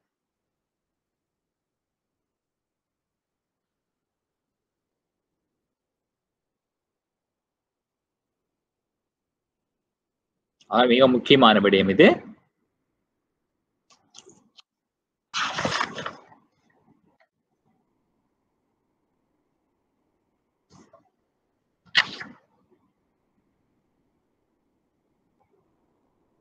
மேலும் பார்க்கலாம் பிள்ளைகள், வணிக வங்கிகளில் காணப்படுகின்ற சொத்துக்கள் மற்றும் பொறுப்புகள் சம்பந்தமாக நாங்கள் அவதானிக்கலாம் பிள்ளைகள். இந்த வணிக வங்கியில வந்து காணப்படுகின்ற பொறுப்புகள் என்று நாங்கள் நோக்குகின்ற பொழுது பிள்ளைகள், இந்த வணிக வங்கியில காணப்படுகின்ற பொறுப்புகள் சொன்ன பிள்ளை நாங்கள் சொல்றது பிறருக்கு கொடுத்து தீர்க்கக்கூடியதா இருந்தா பொறுப்புகள் என்று சொல்லி நாங்கள் அழைக்கலாம் பிள்ளைகள். அதாவது வணிக வங்கியில காணப்படுகின்ற மூலதனம் வந்து ஒரு பொறுப்பு பிள்ளைகள். வணிக வங்கி அந்த வகையில பார்த்தோம்னு சொன்னா பிள்ளைகள், வணிக வங்கியில காணப்படுகின்ற மூலதனம், ஆகவே இந்த மூலதனம் வந்து வணிக வங்கிக்கு பொறுப்பாக காணப்படும். மற்றது வணிக வங்கியில காணப்படுகின்ற ஒதுக்கங்கள், மற்றது வணிக வங்கிக்கு வருகின்ற வாய்ப்புகள், மற்றது வணிக வங்கி பெற்றுக்கொண்ட கடன்கள் மற்றும் இலாபங்கள் எல்லாம் வணிக வங்கியின் பொறுப்பு என்ற பக்கத்துல இடம்பெறும் பிள்ளைகள். அதே போல வணிக வங்கியின் சொத்துக்கள் என்று நாங்கள் நோக்குகின்ற பொழுது பிள்ளைகள், வங்கியின கையில் உள்ள காசு, மற்றது மத்திய வங்கியில வணிக வங்கியின் பேரில் உள்ள வாய்ப்புகள், மற்றது வணிக வங்கியில காணப்படுகின்ற வெளிநாட்டு நாணயங்கள் மற்றும் ஏனைய நாணயங்கள், அந்த வணிக வங்கியில உள்ள உண்டியல்கள், ட்ரெஸரி பில்ஸோ ட்ரெஸரி பாண்ட் சம்பந்தமான விடயங்கள், மற்றது வணிக வங்கி ஏனைய வங்கிகளுக்கு வழங்கின குறுங்கால கடன்கள் பிள்ளைகள், அதாவது அழைப்பு கடன் சொல்றது வந்து, மற்றது வணிக வங்கியில காணப்படுகின்ற அரசாங்க பிணைகள், மற்றது வணிக வங்கி ஏனைய நிறுவனங்கள்ல செய்த முதலீடுகள் மற்றும் சொத்துக்கள் போன்றவற்றை நாங்கள் சொல்லலாம் வணிக வங்கியின் பொறுப்புகள் என்று சொல்லிக்கலாம். வணிக சொத்துக்கள் அழைக்கலாம் பிள்ளைகள். ஆகவே மீண்டும் குறிப்பிடுகின்ற பிள்ளைகள், ஒரு வணிக வங்கியின் சொத்துக்கள் அல்லது பொறுப்புகள் என்று சொல்லி நீங்க அறிந்திருக்க வேண்டிய முக்கியமான விடயம், வணிக வங்கியின் பொறுப்புகள் பார்க்கிற பிள்ளைகள் மூலதனங்கள், ஒதுக்கங்கள், வாய்ப்புகள், வங்கி பெற்ற கடன்கள், வங்கி கொடுக்க வேண்டிய கொடுப்பனவுகள் மற்றும் இலாபங்கள் போன்ற வந்து வணிக வங்கியினுடைய பொறுப்புகளாக காணப்படும். அதே போல வணிக வங்கியின் சொத்துக்கள் என்று நாங்கள் பார்க்க போயிருக்க பிள்ளைகள், வணிக வங்கியின கையில் உள்ள காசு, வணிக வங்கிகளின் பெயர்ல மத்திய வங்கியில் உள்ள வாய்ப்புகள், அதாவது ஒரு கொமர்ஷியல் பேங்க் என்ன செய்யும் சொன்னா தன் ஒரு குறிப்பிட்ட தொகையை வந்து ஒரு சென்ட்ரல் பேங்க்ல போய் வைப்பாக செய்யும், வைப்பு டிபாசிட் பண்ணும். அதெல்லாம் வந்து அந்த வணிக வங்கிக்கு சொத்தாக காணப்படும். இது வந்து கட்டாயம் வந்து மேற்கொள்ள வேணும். அதாவது மத்திய வங்கி காலத்துக்கு காலம் ஒரு வணிக வங்கிக்கு அறிவிக்கும், உங்களுடைய வாய்ப்புகள்ல வந்து குறிப்பிட்ட சதவீதத்தை வந்து மத்திய வங்கியில வைப்பு செய்ய வேண்டும். ஏனென்று சொன்னா மத்திய வணிக வங்கியினுடைய நிதி நிலைமையை வந்து உறுதியா வச்சிருக்க வேண்டும். சில வேளைகள்ல வந்து நிதி உறுதிப்பாடு இல்லாமல் வணிக வங்கி முறிவடைந்தால் வாடிக்கையாளருக்கு பொருளாதாரத்துக்கு பாதிப்பை ஏற்படுத்தும். அதனால வணிக வங்கிகள் ஏதாவது தமது திரவத்தன்மை இழக்கிற சந்தர்ப்பத்துல மத்திய வங்கி அதுல கடன்களை கொடுத்து அந்த நிதி பிரச்சனையிலிருந்து மீட்கும். எனவேதான் மத்திய வங்கி வணிக வங்கியிடமிருந்து வைப்புகளை ஏற்று வைத்திருக்கும். ஆகவே வணிக வங்கியின் சொத்துக்கள் பார்க்க போயிருக்க, வணிக வங்கியில கையில் உள்ள காசு, மத்திய வங்கியிடம் உள்ள வைப்புகள், வெளிநாட்டு நாணயங்கள், ஏனைய வங்கிகளில் உள்ள வைப்புகள், உண்டியல்கள், அழைப்பு கடன்கள், குறுங்கால கடன்கள், அரசாங்க பிணைகள், வணிக முதலீடுகள், நீண்டகால கடன்கள் மற்றும் நிதியான சொத்துக்கள் போன்றவை வந்து ஒரு வணிக வங்கியினுடைய சொத்துக்களாக பிள்ளைகள் காணப்படும். அடுத்தது பார்க்கலாம் பிள்ளை நாங்கள் மத்திய வங்கி. பொதுவாக வந்து நாங்கள் மத்திய வங்கியின் தொழிற்பாட்டு நாங்கள் பார்த்து நாங்கள் மத்திய வங்கி வந்து இந்த உறுதிநிலையை பேண வேணும். ஒன்று வந்து பொருளாதார உறுதிப்பாடு, மற்றது விலை உறுதிப்பாடு என்று சொல்லி நாங்கள் ரெண்டா பிரிக்கலாம் பிள்ளைகள். அதே வேளையில வந்து மத்திய வங்கி வந்து பணவீக்கத்தை வந்து கட்டுப்படுத்த வேணும், நாட்டுல விலை உறுதிப்பாட்டை வந்து மேற்கொள்ள வேணும். அதே போல பிள்ளைகள் அரசாங்கம் வந்து இந்த மத்திய வங்கி வந்து இந்த வெளிநாட்டு நாணய மாற்று வீதத்துல வந்து ஒரு உறுதியை ஏற்படுத்த வேண்டும். அதாவது நாணயத்தின் வெளிப்பெறுமதியிலையும் வந்து ஒரு உறுதி நிலைமை ஏற்படுத்த வேண்டும். அதாவது அடிக்கடி வந்து இந்த நாணயம் வந்து தளம்பரடைய கூடாது. அதாவது உள்நாட்டு நாணயத்தின் கொண்டு வெளிநாட்டுல கொள்வனை செய்யக்கூடிய பொருட்கள், அதாவது உள்நாட்டு நாணயத்தை கொண்டு வெளிநாட்டுல கொள்வனை செய்யக்கூடிய நாணயத்தின் பெறுமதி வந்து அடிக்கடி மாற்றம் அடையக்கூடாது. அதாவது உங்களுக்கு தெரியும், நாணயத்துக்கு 2 பெறுமதி இருக்கு. உட்பெறுமதி, வெளிப்பெறுமதி. வெளிப்பெறுமதி என்று சொன்னா நாணய மாற்று வீதம். இந்த நாணய மாற்று வீதம் வந்து உறுதியாக இருக்க வேணும். ஆகவே மத்திய வங்கி இதுக்கு வந்து இதை பேணுவதற்கு நடவடிக்கை எடுக்க வேணும். நாணயத்தின் வெளிப்பெறுமதியை பாதுகாக்க வேணும். அதே போல நாட்டுல வந்து இந்த வேலையின்மையை குறைத்து நம்ம எல்லா காரணிகளுக்கும் வந்து வேலை வாய்ப்பை வழங்க வேணும். அதே போல சொல்றது நாங்கள் கருதுறது வந்து வளங்களை வந்து உச்ச மட்டத்துல பயன்படுத்த வேணும். அதாவது மத்திய வங்கி இந்த வேலையின்மையை குறைத்து நிறை தொழில் மட்டத்தை ஏற்படுத்த வேண்டும் பிள்ளைகள். இது வந்து மத்திய வங்கியில குறிக்கோள். ஆகவே மத்திய வங்கிய குறிக்கோள் குறிப்பிடுகின்ற பொழுது பிள்ளைகள் பொருளாதார விலை உறுதிப்பாட்டை மேற்கொள்ள வேண்டும், பணவீக்கத்தை கட்டுப்படுத்த வேண்டும், நாணயத்தின் வெளிப்பெறுமதியை பாதுகாக்க வேண்டும், நிறை தொழில் மட்டத்தை பேண வேண்டும், பொருளாதார வளர்ச்சி அபிவிருத்தி என்பவற்றை ஏற்படுத்த வேண்டும், மற்றும் நிதி நிறுவனங்களை மேற்பார்வை செய்து மற்றது அந்த நிதி நிறுவனங்கள் வந்து நட்டத்தில் இயங்கி முறிவடையா வகையில வந்து பாதுகாப்பை மேற்பார்வை செய்ய வேண்டும். மற்றது சென்மதி நிலுவையில வந்து ஒரு உறுதிப்பாட்டை ஏற்படுத்த வேண்டும். மற்றது வந்து சர்வதேச பொருளாதார அரசியல் சூழ்நிலைக்கு ஏற்ப வந்து தமது பொருளாதார உறுதிப்பாட்டை வந்து மேற்கொள்ள வேண்டும். இவை வந்து மத்திய வங்கியின் பிரதான குறிக்கோள்களாக காணப்படும் பிள்ளைகள். ஆகவே மீண்டும் அதை நான் உங்களுக்கு தெளிவுபடுத்த விரும்புகின்றேன்.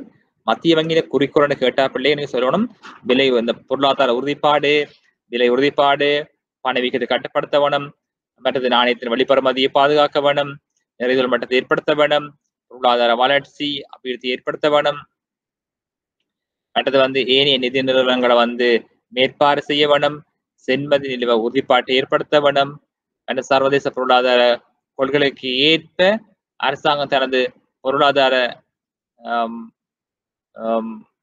திட்டங்களை வந்து மேற்கொள்ள வேணும். இது வந்து மத்திய வங்கியினுடைய பிரதான குறிக்கோள் என்று சொல்லி நாங்கள் குறிப்பிடலாம். மேலும் பார்க்கலாம் பிள்ளைகள், மத்திய வங்கியின் தொழிற்பாடுகள், ஃபங்க்ஷன்ஸ் ஆஃப் சென்ட்ரல் பேங்க் சொல்லி கேட்கலாம் பிள்ளைகள்.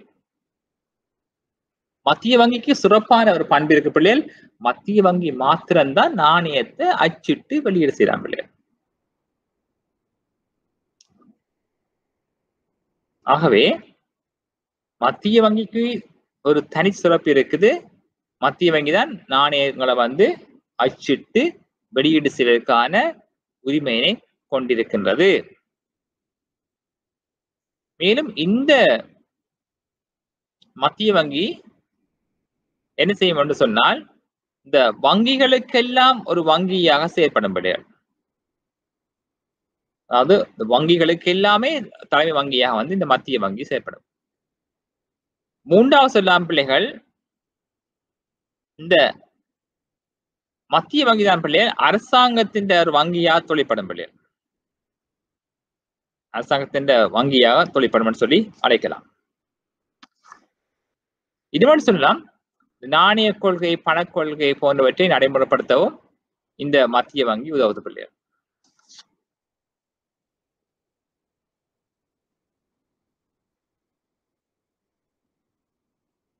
ஒரு 5 நிமிடம் ஒரு ஓய்வெடுப்போம், மீண்டும் சந்திப்போமா?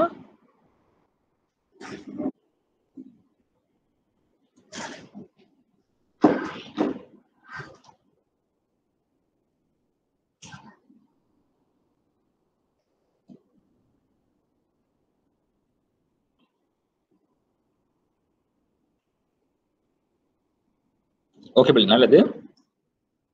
இப்ப மத்திய வங்கியினுடைய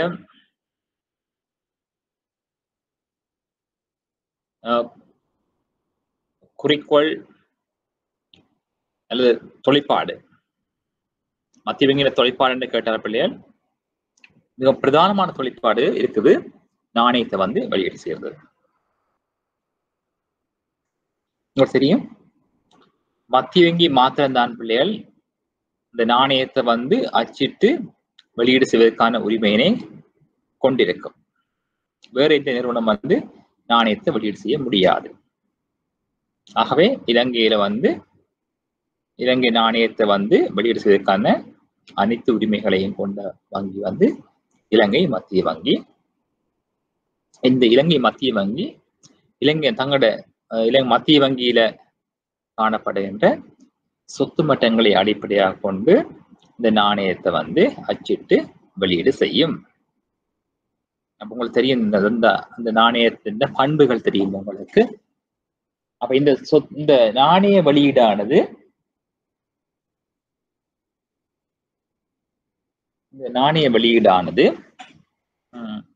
மத்திய வங்கியில காணப்படுகின்ற சொத்துக்களுக்கு ஏற்பதான் இந்த நாணயம் வந்து வெளியீடு செய்யப்படும். அதாவது சொத்து மட்டம் அதிகரிக்கின்ற பொழுது நாணய நிரம்பலம் அதிகரிக்கும், அதுல பண வெளியீடும் அதிகரிக்கும். சொத்து மட்டம் குறைகின்ற பொழுது பண வெளியீடும் குறைவடையும்.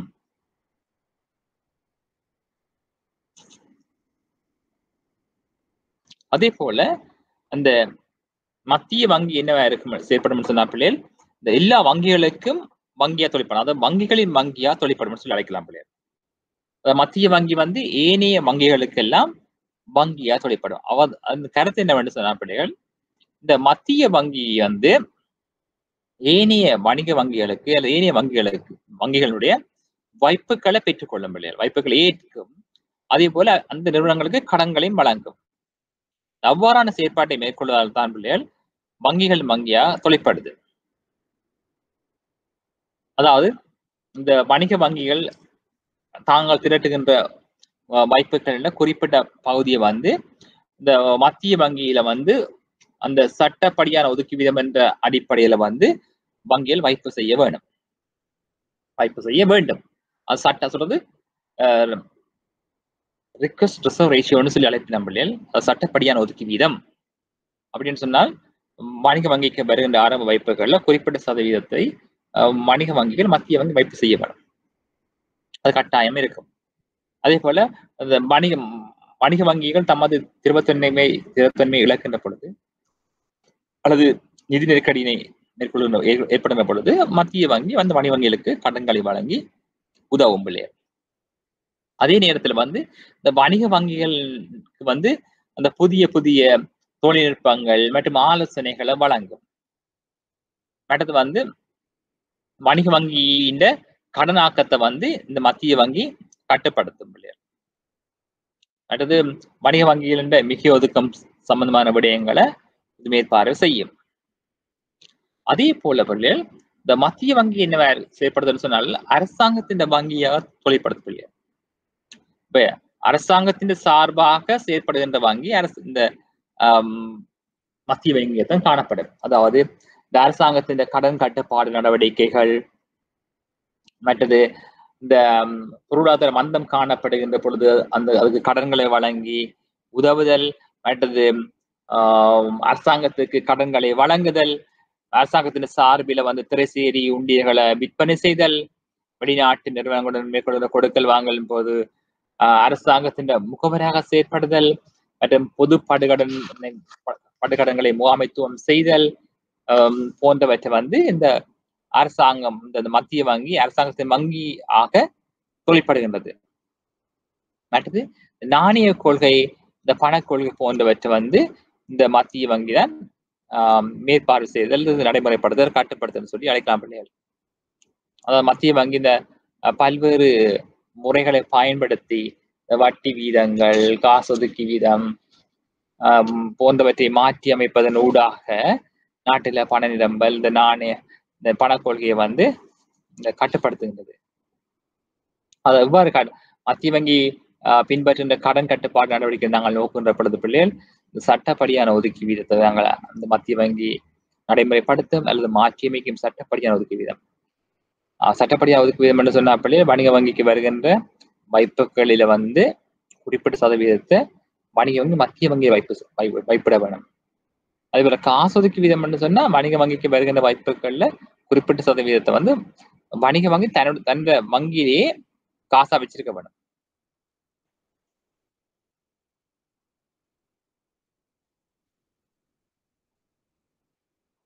அடுத்து வந்து அந்த மத்திய வங்கி இந்த பகிரங்க சந்தை நடவடிக்கை ஊடாக வந்து கடன்களை கட்டுப்படுத்துது. அதாவது உண்டியல் ஆவணங்களை விற்பனை செய்து மக்களிடம் நிறுவனங்களிடம் இந்த பணத்தை பெற்று பண நம்பல கட்டுப்படுத்துது. மற்றது வணிக வங்கியில் எவ்வளவு கடன்களை உச்சமாக வழங்கலாம் என்ற உச்ச வரம்பிலேயே வந்து இந்த மத்திய வங்கி தான் தீர்மானிக்குது. அதே போல வணிக வங்கிகள் வழங்கின கடன்களை வந்து திருப்பி பெற்றுக்கொள்ள முடியாத சந்தர்ப்பத்தில் ஏற்படும் நட்டங்களை வந்து இந்த மத்திய வங்கி மீள் நிதிய அளிப்பு சம்பந்தம் விடயத்தின் ஊடாக வந்து நிதியீட்டம் செய்யுது. அந்த நட்டங்களை குறைக்குது.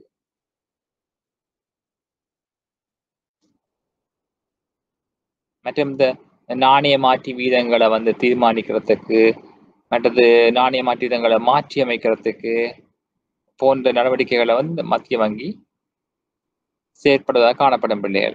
மற்ற வட்டி வீதங்களை தீர்மானித்தல் போன்றவையும் இந்த மத்திய வங்கியின் செயற்பாடுகளால் காணப்படும் பிள்ளைகள்.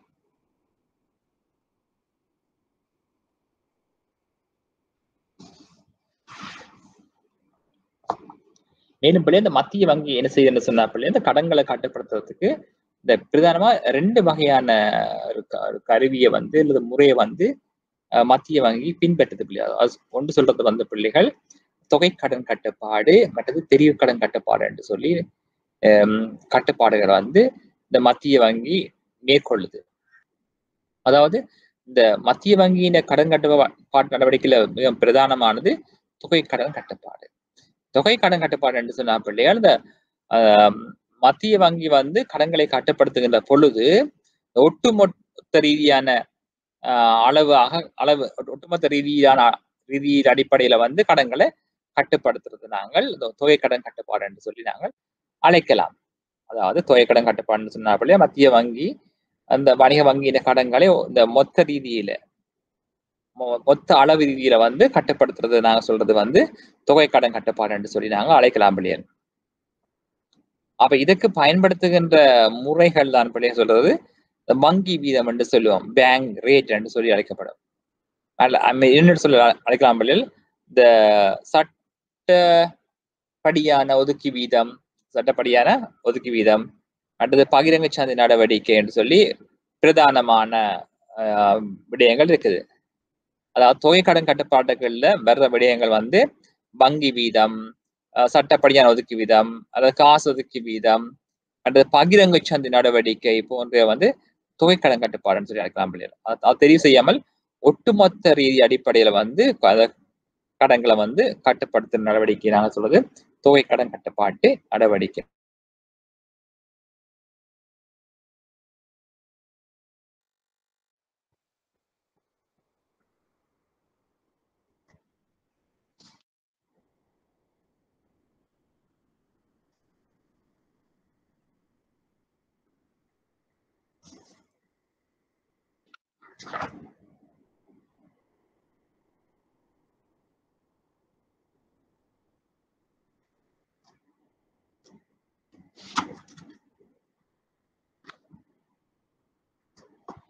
அதே போல வந்து பிள்ளைகள் இந்த தெரிவு கடன் கட்டுப்பாட்டு கருவிகள் நாங்கள் நோக்கின்ற பொழுது, தெரிவு கடன் கட்டுப்பாடு நாங்கள் நோக்கின்ற பொழுது பிள்ளைகள் தெரிவு கடன் அரசாங்கம் சில துறைகளை தெரிவு செய்து மத்திய வங்கி சில துறைகளை தெரிவு செய்து அக்கடன்கள் மீதான கட்டுப்பாடுகளை மேற்கொள்வது நாங்கள் சொல்றது தெரிவு கடன் கட்டுப்பாடு என்று சொல்லி அழைக்கிறோம் இல்லையா. அதாவது தெரிந்தெடுக்கப்பட்ட துறைகள் மீதான அரசாங்கத்தினுடைய கட்டுப்பாட்டை அதிகரிக்கிறது. அதாவது தெரிந்தெடுக்கப்பட்ட துறைகள் மீதான கடன்களை கட்டுப்படுத்தலாம் அப்படியே தெரிவு கடன் கட்டுப்பாடுன்னு சொல்லி அழைக்கலாம். இதன் பொழுது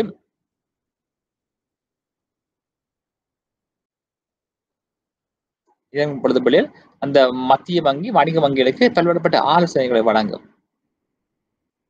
அப்படி வழங்குவதன் ஊடாக வந்து அந்த கட்டுப்படுத்துறது பண நிரம்பலை நாங்கள் கட்டுப்படுத்துறதாக காணப்படும்.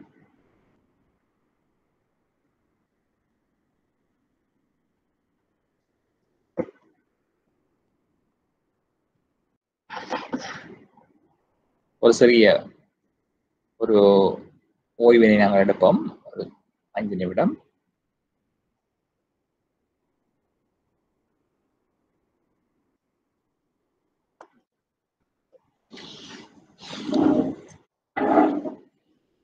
ஓகே பிள்ளைகள், அதாவது மத்திய வங்கி கடன்களை கட்டுப்படுத்துறதுக்கு 2 வகையான முறைகளை வந்து மத்திய வங்கி கொண்டிருக்கும். ஒன்று தொகை கடன் கட்டுப்பாடு என்று சொல்றது, இன்னொன்று சொல்றது தெரிவு கடன் கட்டுப்பாடுன்னு சொல்றது பிள்ளைகள். தொகை கடன் கட்டுப்பாடு என்று சொன்னா பிள்ளைகள், மத்திய வங்கி கடன்களை கட்டுப்படுத்துகின்ற பொழுது அந்த ஒட்டுமொத்த ரீதியில வந்து கட்டுப்படுத்துறது கடன்களை வந்து, அதாவது எந்தவித வேறுபாடுகளுமின்றி ஒரு பொதுவான ஒரு அழகை பயன்படுத்தி கடன்களை கட்டுப்படுத்துறது வந்து நாங்க சொல்றது வந்து தொகை கடன் கட்டுப்பாடுன்னு சொல்லுவோம். ஆகவே தொகை கடன் கட்டுப்பாடு கருவிகளாக நாங்க பயன்படுத்துறது வந்து இந்த வங்கி வீதங்கள், மற்றது வந்து காசு ஒதுக்கி வீதம், அடுத்து ஓப்பன் மார்க்கெட் ஆபரேஷன் சொல்லி அழைக்கப்படுறது பிள்ளைகள், அதாவது திறந்த பகிரங்க சந்தை நடவடிக்கைகள் போன்றவற்றை நாங்க சொல்லலாம் பிள்ளைகள். இப்ப காசு ஒதுக்கி வீதம் என்று சொன்னா தெரியும் உங்களுக்கு, கேஷ் ரிசர்வ் ரேஷியோன்னு சொன்னா பிள்ளைகள், சட்டப்படி ஒதுக்கி வீதம் சொல்றது பிள்ளைகள். வங்கிக்கு வருகின்ற வைப்புகள்ல வந்து குறிப்பிட்ட சதவீதத்தை வந்து வணிக வங்கி தங்களோட வங்கியை வைக்கணும். அது சொல்றது கேஷ் ரிசர்வ் ரேஷியோன்னு சொல்றது. இப்படி இன்னும் ஒன்று பிள்ளைகள், இந்த வங்கி வீதம் சொல்லல பேங்க் ரேட்னு சொல்லி அழைக்கலாம் பிள்ளைகள். பேங்க் ரேட்னு சொல்றது வந்து வணிக வங்கி தமக்கு வருகின்ற வைப்புகள்ல வந்து குறிப்பிட்ட சதவீதத்தை மத்திய வங்கியில வைப்பு செய்ய வேணும். இதை நீங்க பேங்க் ரேட்னு சொல்லி அழைக்கலாம், அல்லது ஸ்டேட்டரி ரிசர்வ் ரேஷியோன்னு சொல்லி அழைக்கலாம். ஆகவே இந்த வங்கி வீதங்களை வந்து மாற்றி அமைப்பின் ஊடாகவும் மத்திய வங்கி கடன்களை கட்டுப்படுத்தலாம். இன்னொன்று பகிரங்க சந்தை சொன்னதானே, இந்த ஓப்பன் மார்க்கெட் ஆபரேஷன் சொன்ன பிள்ளைகள், அதை விளங்கப்படுத்துவேன். நான் போன வகுப்புலையும் பார்த்து நாங்க நினைக்கிறேன். ஆகவே வங்கி வீதம் என்று சொன்னா வணிக வங்கிக்கு வருகின்ற ஆரம்ப வைப்புகளில் ஒரு குறிப்பிட்ட சதவீதத்தினை வணிக வங்கி மத்திய வங்கியில வைப்பு செய்ய வேண்டும் சொல்லுவோம் நாங்கள் வங்கி வீதம். அடுத்தது காசொதுக்கு வீதம் என்பது பிள்ளைகள், வணிக வங்கி தமக்கு கிடைக்கின்ற வைப்புகளில் குறிப்பிட்ட சதவீதத்தினை வணிக வங்கி தமது வங்கிகள்ல வைப்பாக வைத்திருக்கு, தமது வங்கிகள்ல பணமாக வைத்திருக்க வேண்டும். இது காசொதுக்கு வீதம். பகிரங்க சந்தை நடவடிக்கை என்று சொல்லுகின்ற பொழுது பிள்ளைகள், அதாவது மத்திய வங்கி உண்டியல்கள், ஆவணங்கள், பங்கு பத்திரங்களை பகிரங்க சந்தையில பொதுமக்களுக்கு, நிறுவனங்களுக்கு விற்பனை செய்தல் மற்றும் கொள்வனவு செய்கின்ற நடவடிக்கை தான் நாங்க சொல்றது வந்து இந்த பகிரங்க சந்தை நடவடிக்கைன்னு சொல்லுவோம். இந்த பகிரங்க சந்தையில வந்து இந்த உண்டியல்கள், ஆவணங்களை விற்பனை செய்கின்ற பொழுது நாட்டில அல்லது சுற்றுவட்டத்துல பணத்தின் அளவு குறையும். மாறாக மத்திய வங்கி விற்பனை செய்த உண்டியல்கள், ஆவணங்களை சந்தையில் இருந்து கொள்வனவு செய்கின்ற பொழுது பணம் என்ன செய்ய வேண்டும் சொன்னா மத்திய வங்கியிடம் இருந்து சுற்றோட்டத்துக்கு பணம் செல்லும். இப்படி செல்கின்ற பொழுது நாட்டுக்கான நிரம்பல் அதிகரிக்க பார்க்கும். ஆகவே உண்டியல்கள், ஆவணங்களை தான் பயன்படுத்தும்.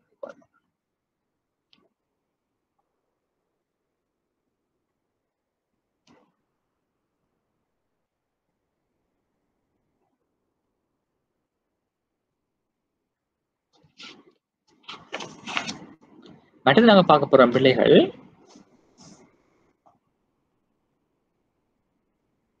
தெரிவு கடன் கட்டுப்பாடு. தெரிவு கடன் கட்டுப்பாடுன்னு சொன்ன பிள்ளைகள், இந்த மத்திய வங்கி கடன்களை கட்டுப்படுத்துறதுக்கு தெரிந்தெடுக்கப்பட்ட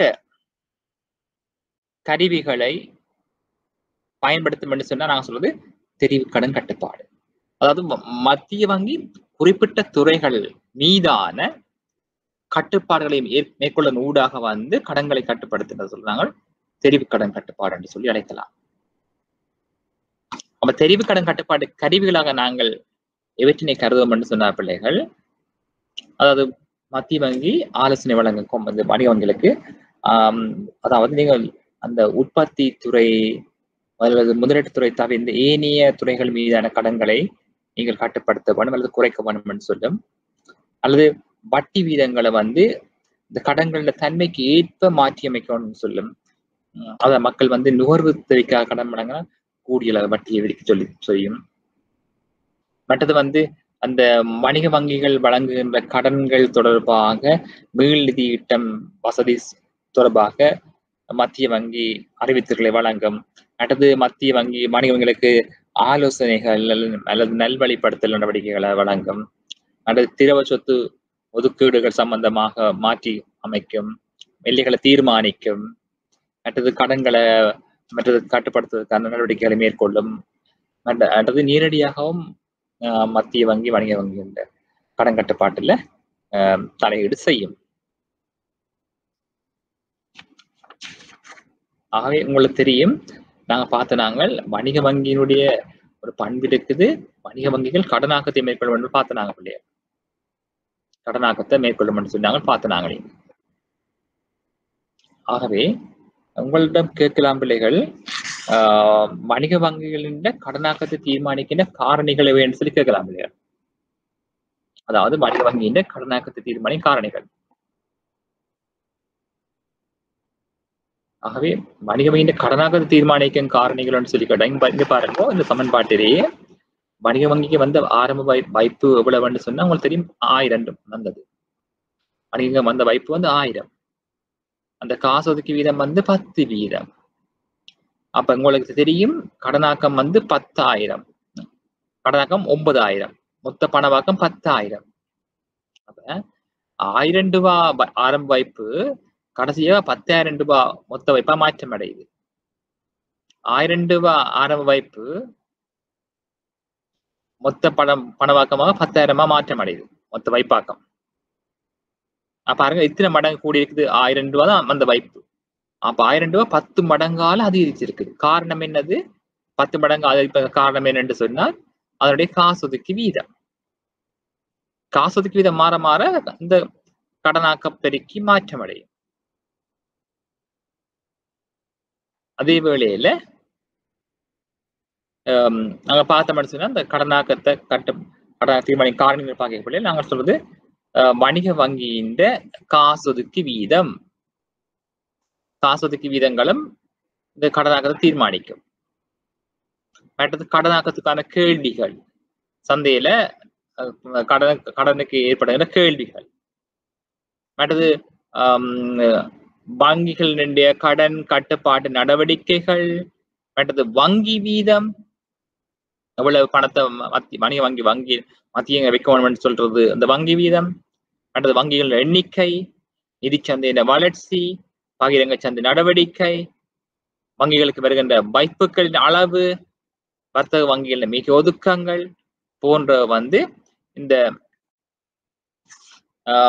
வணிக வங்கியின் கடன்களை வந்து தீர்மானிக்கின்ற காரணியாக காணப்படுது பிள்ளைகள். அதுக்கப்புறம் வணிக வங்கியினுடைய கடனாக்கத்தை தீர்மானிக்கும் காரணிகள் அல்ல கடன்களை தீர்மானிக்கும் காரணிகள் சொல்லி சொன்னால் நீங்கள் எழுதக்கூடிய இருக்க வேண்டும். வணிக வங்கியின் காசு ஒதுக்கி வீதம், வணிக வங்கியின் சட்டப்படியான ஒதுக்க வீதம், அல்லது வங்கி வீதங்கள், வணிக வங்கி எண்ணிக்கை, சந்தையின் வளர்ச்சி, பகிரங்க சந்தை நடவடிக்கை, வங்கிக்கு வருகின்ற வைப்புகளின் அளவு, வணிக வங்கியில மிக ஒதுக்கங்கள் போன்றவை நாங்கள் இங்கே குறிப்பிடலாம் பிள்ளைகள்.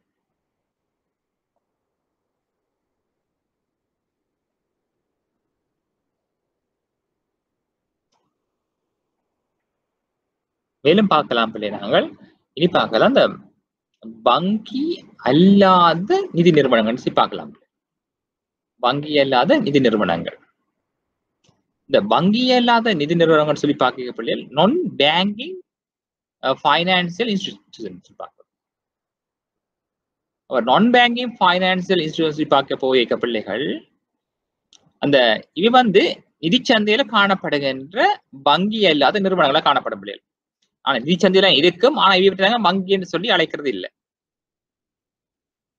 இவற்றின பண்பு எப்படி இருக்கும் சொன்னா பிள்ளைகள், இது வந்து நிதித்துறையில வந்து தொழிற்படும்.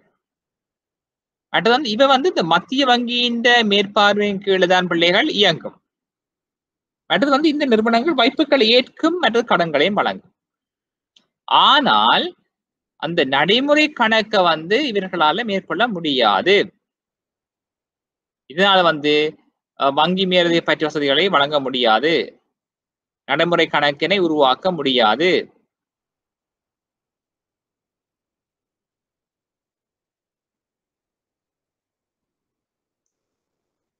இவற்றை நாங்கள் சேமிப்பு வங்கிகளை குறிப்பிடலாம். அடுத்தது வந்து குத்தகை கம்பெனிகளை குறிப்பிடலாம். மற்றும் கிராமிய வங்கிகள் போன்றவற்றை நாங்கள் குறிப்பிடலாம் பிள்ளைகள். ஆகவே இந்த வங்கி அல்லாத நிதி நிறுவனங்கள் சொல்லி நாங்கள் அழைக்கின்ற பொழுது பிள்ளைகள், அந்த நிதி சந்தையை தொழிற்படுகின்ற நிதி நிறுவனங்களைத்தான் நாங்கள் வங்கி அல்லாத நிதி நிறுவனங்கள் நாங்கள் குறிப்பிடுகின்றோம் பிள்ளைகள். இவை வந்து இந்த மத்திய வங்கியால தான் நிர்வகிக்கப்படும். ஆகவே இது வந்து பொருளாதாரத்துக்கு வந்து முக்கியத்துவம் வாய்ந்த துறையாகத்தான் காணப்படுகின்றது. ஆனால் இந்த வங்கி இல்லாத நிதி நிறுவனங்கள் வந்து கடனாக்கத்தை மேற்கொள்ள முடியாது. ஏனென்று சொன்ன பிள்ளைகள் இங்க நடைமுறை கணக்கு இந்த வசதி வாய்ப்பு இங்க இல்லை. அப்ப நடைமுறை கணக்கு வைத்திருந்தால் தான் பிள்ளைகள் இந்த கடனாக்கத்தை மேற்கொள்ள முடியும். ஆகவே வணிக வங்கிகள் கடனாக்கத்தை மேற்கொள்ள முடியும். ஆனால் இந்த சேமிப்பு வங்கிகள் மற்றும் ஏனைய நிதி நிறுவனங்கள், உதாரணமா நான் சொல்லுவோம் தேசிய வீடமைப்பு அதிகார சபை அல்லது காப்புறுதி கம்பெனி, அரச ஈட்டு முதலீட்டு வங்கிகள், கடன் சபைகள், தனியார் நிதி கம்பெனிகள், குத்தகை கம்பெனிகள், அந்த ஊழிய லாப நிதியம் மற்றும் அபிவிருத்தி வங்கிகள் மற்றும் வியாபார வங்கிகள் மற்றும் கிராமிய வங்கிகள் போன்றவை எல்லாம் பிள்ளைகள் அந்த வங்கி அல்லாத நிதி நிறுவனங்களுக்கு கீழே வரும். ஆனா இவைகள் வந்து கடனாக்கத்தை மேற்கொள்ள முடியாது. ஆகவே கடனாக்கத்தை மேற்கொள்ள வேண்டும் என்று சொன்ன பிள்ளைகள் அது நடைமுறை கணக்கின் ஊடாகத்தான் அதனை மேற்கொள்ளலாம்.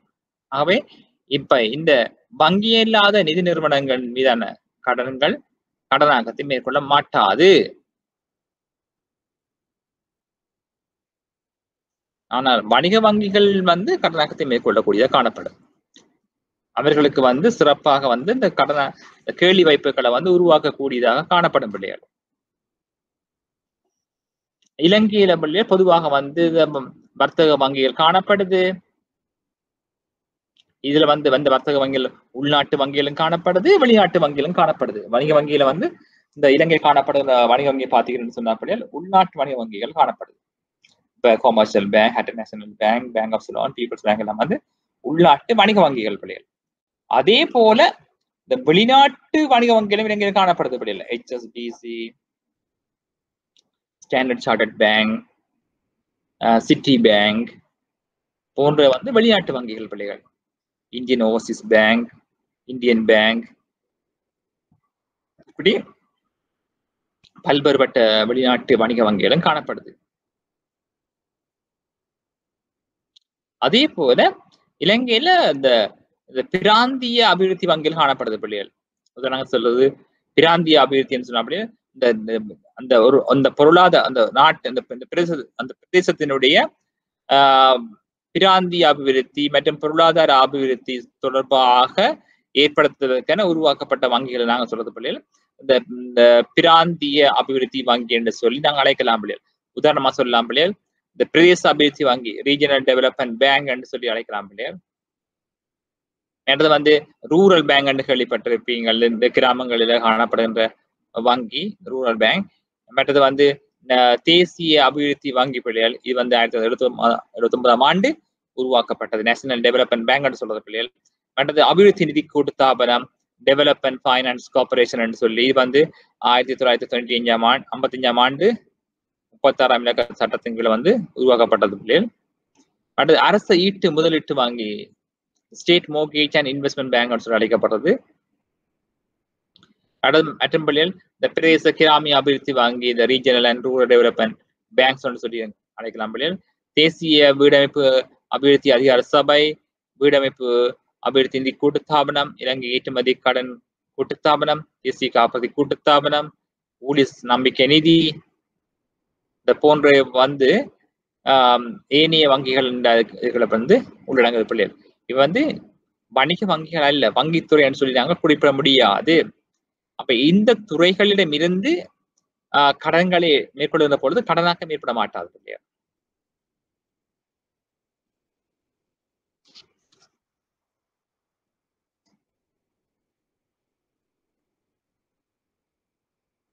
ஆகவே நாங்கள் இந்த வர்த்தக வங்கிகள், மத்திய வங்கி மற்றும் வங்கி இல்லாத நிறுவனங்கள் தொடர்பாக நாங்கள் பார்த்திருக்கின்றோம்.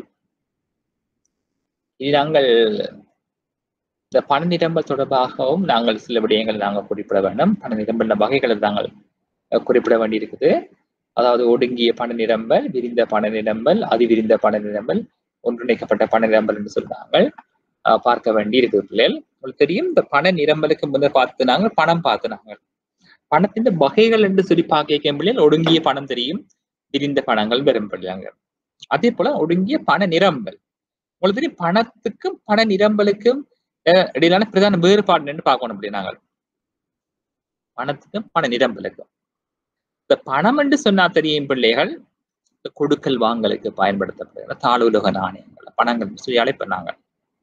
இந்த பணம் என்று சொல்லி அழைக்கின்ற பொழுது பிள்ளைகள் பொதுவாக வந்து இந்த பொதுமக்களின் கையில் உள்ள பணத்தை தான் நாங்கள் பணம் என்று கருதுவோம் பிள்ளைகள். பணம் வந்து பல்வேறு தரப்பிடம் காணப்படும் பிள்ளைகள், துறையினர் தரப்பிடம் காணப்படும். அப்படி காணப்பட்டாலும் அவை எல்லாம் வந்து பண நிரம்பலுக்குள்ள உள்ளடக்கப்பட மாட்டாது.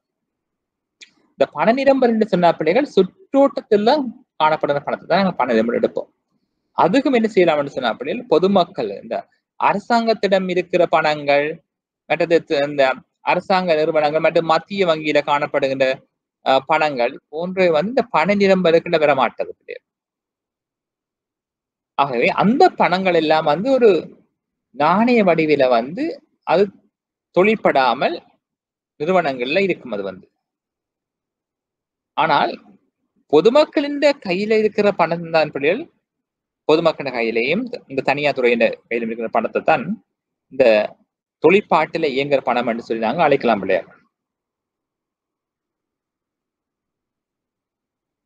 ஆகவே பண நிரம்பல் என்று சொல்லி யாராவது கேட்டா நீங்க சொல்ல வேணும், பண நிரம்பல் என்பது அரசு வங்கி தவிர்ந்த பொதுமக்களின் கைகளில் உள்ள பணத்தையும் பொதுமக்களின் பெயரில் வங்கிகளில் உள்ள வைப்புகளையும் தான் நாங்கள் பணம் என்று சொல்லி அழைப்போம் பிள்ளைகள். பண நிரம்பல் என்று அழைப்போம். பண நிரம்பல், சப்ளை ஆஃப் மணி என்று சொல்றது, மணி சப்ளை என்று சொல்றது.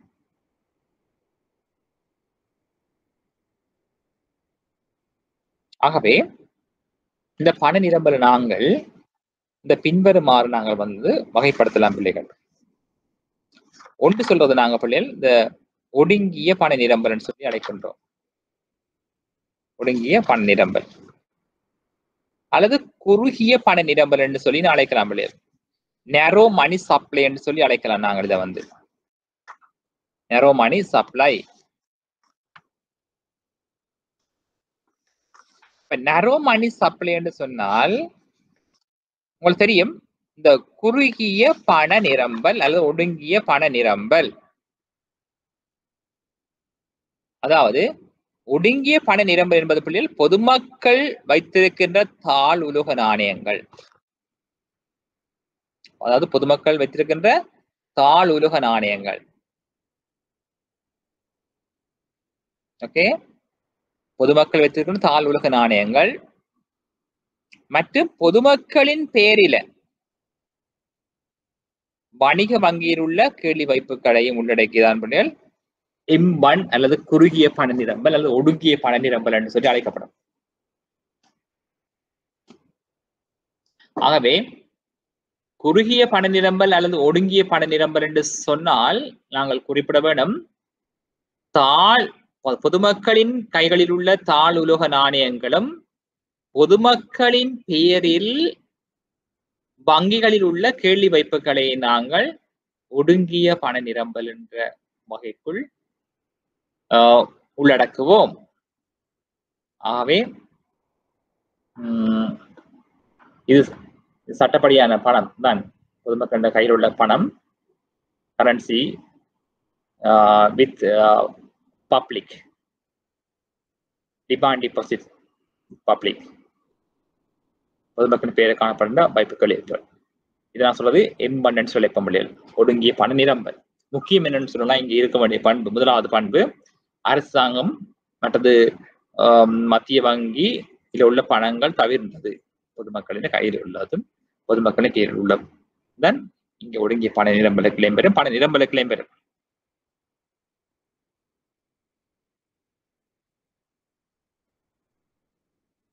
அடுத்து பார்க்கலாம் பிள்ளைகள், விரிந்த பண நிரம்பல். ஒடுங்கியதுக்கு பிறகு வாரது விரிந்த பண நிரம்பல். இந்த விரிந்த பண நிரம்பல் என்று நான் சொல்றது M2 குறிப்பிடுவோம் பிள்ளைகள். M2 விரிந்த பண நிரம்பல். M2 சொன்னா பிள்ளைகள் இந்த ஒடுங்கிய பண நிரம்பலோட இந்த M1ஓட M1 தெரிந்தானே, M1 பாருங்க, M1 சொன்னா தாழ் உலக நாணயங்களும் கழிவைப்புகளும் தான் M1. M2 சொன்னா விரிந்த பணம், விரிந்த பண நிரம்பல். அப்ப M2 சொன்னா பிள்ளைகள் இந்த M1உடன், அதாவது தாழ் உலக நாணயங்கள், தாழ் உலக நாணயங்கள் மற்றும் பொதுமக்களின் பெயரில் காணப்படுகின்ற வணிக வங்கி, பொதுமக்களின் பேரில் வணிக வங்கி காணப்படுகின்ற கையெழுத்துக்கள், அந்த ஒடுங்கிய பணம், ஒடுங்கிய பண நிரம்பலுடன் நீங்க சேர்க்க வேண்டியது பொதுமக்களின் பெயரில் வங்கிகளில் உள்ள சேமிப்பு வைப்புகள் மற்றும் தவணை வைப்புகள், அதாவது time deposits and saving deposits of people. M2 equal M1 plus time and saving deposits of people. அதாவது M2 என்பது விரிந்த பண நிரம்பல். இந்த M2 ஆனது குறுகிய பண நிரம்பலுடன் தவணை மற்றும் சேமிப்பு வைப்புகள் போன்றவற்றை உள்ளடக்கியது. அதாவது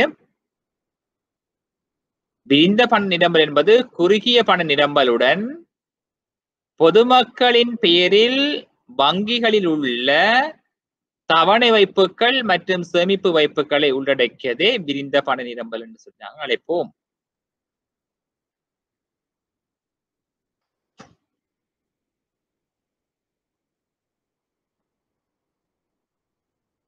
எனவே அடுத்து பார்க்கலாம் நாங்கள் அதி விரிந்த பணம். அதி விரிந்த பணம் இதை நான் சொல்றது M2B என்று அழைப்போம் பிள்ளைகள். M2B என்று சொல்லி நாங்கள் அழைப்போம் அதி விரிந்த பணம். இந்த M2B என்பது வந்து பாத்தீங்கன்னு சொன்னால், முதல்ல பார்த்து M1 பார்த்து நாங்கள் M2 பார்த்து நாங்கள் M2, இது வந்து M2B. அப்ப M2ஓட சில விடயத்தை நாங்கள் சேர்க்க வேண்டும் பிள்ளைகள். அதாவது M2B என்பது வந்து அரசு வங்கி தவிர்ந்த பொதுமக்களின் கையிலுள்ள காசு சட்டம், அதாவது கையிலுள்ள காசு மற்றும் பொதுமக்களின் பெயரில் உள்ள, பொதுமக்களின் பெயரில் வணிக வங்கிகளில் உள்ள கேள்வி வாய்ப்புகள் மற்றும் சேமிப்பு வாய்ப்புகள் மற்றும் நிலையான வாய்ப்புகள் போன்றவற்றுடன்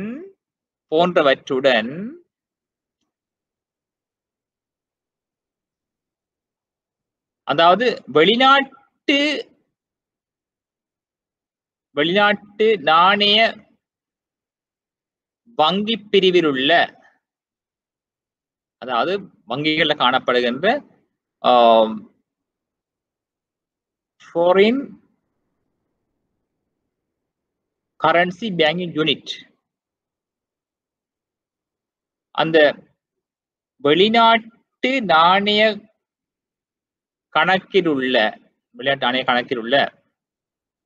வாய்ப்புகளை தான் நாங்கள் கொஞ்சம் குறிப்பிட போற முடியாது. அதாவது M2B என்பது M2உடன் இந்த சமன்பாடு பிள்ளைகள் சின்ன பிள்ளை இருக்குதுல M2 வரும் பிள்ளைகள் M2உடன், அதாவது விரிந்த பண நிரம்பலுடன் பதியாதோர் வெளிநாட்டு சட்டமுறை பண கணக்குகளில் உள்ள தவணை மற்றும் சேமிப்பு வைப்புகளையும்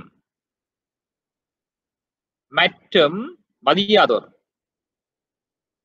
அடுத்தது வெளிநாட்டு சட்டமுறை பண வங்கிகளில் வங்கியாளர்கள் காணப்படுகின்ற பதிவோருக்குரிய தவணை மற்றும் சேமிப்பு வாய்ப்புகளை தான் குறிப்பிடுது பிள்ளைகள். அதாவது விரிந்த M2 உடன் பதியாதோர் நாணய கணக்கில் உள்ள தவணை மற்றும் சேமிப்பு வாய்ப்புகளையும் பதிவோருக்குரிய வெளிநாட்டு வங்கி பிரிவில் உள்ள பதிவோருக்குரிய தவணை மற்றும் சேமிப்புகளையும் உள்ளடக்கியது M2B என்று சொல்லி நாங்கள் அழைப்போம்.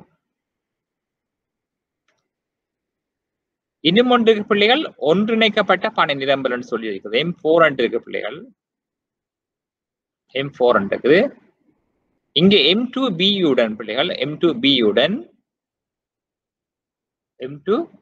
உடன் இந்த அனுமதி பத்திரம் பெற்ற விசேட வங்கிகளில் உள்ள பொதுமக்களின் சேமிப்பு வாய்ப்பு மற்றும் பதிவு செய்யப்பட்ட நிதி நிறுவனங்களில் உள்ள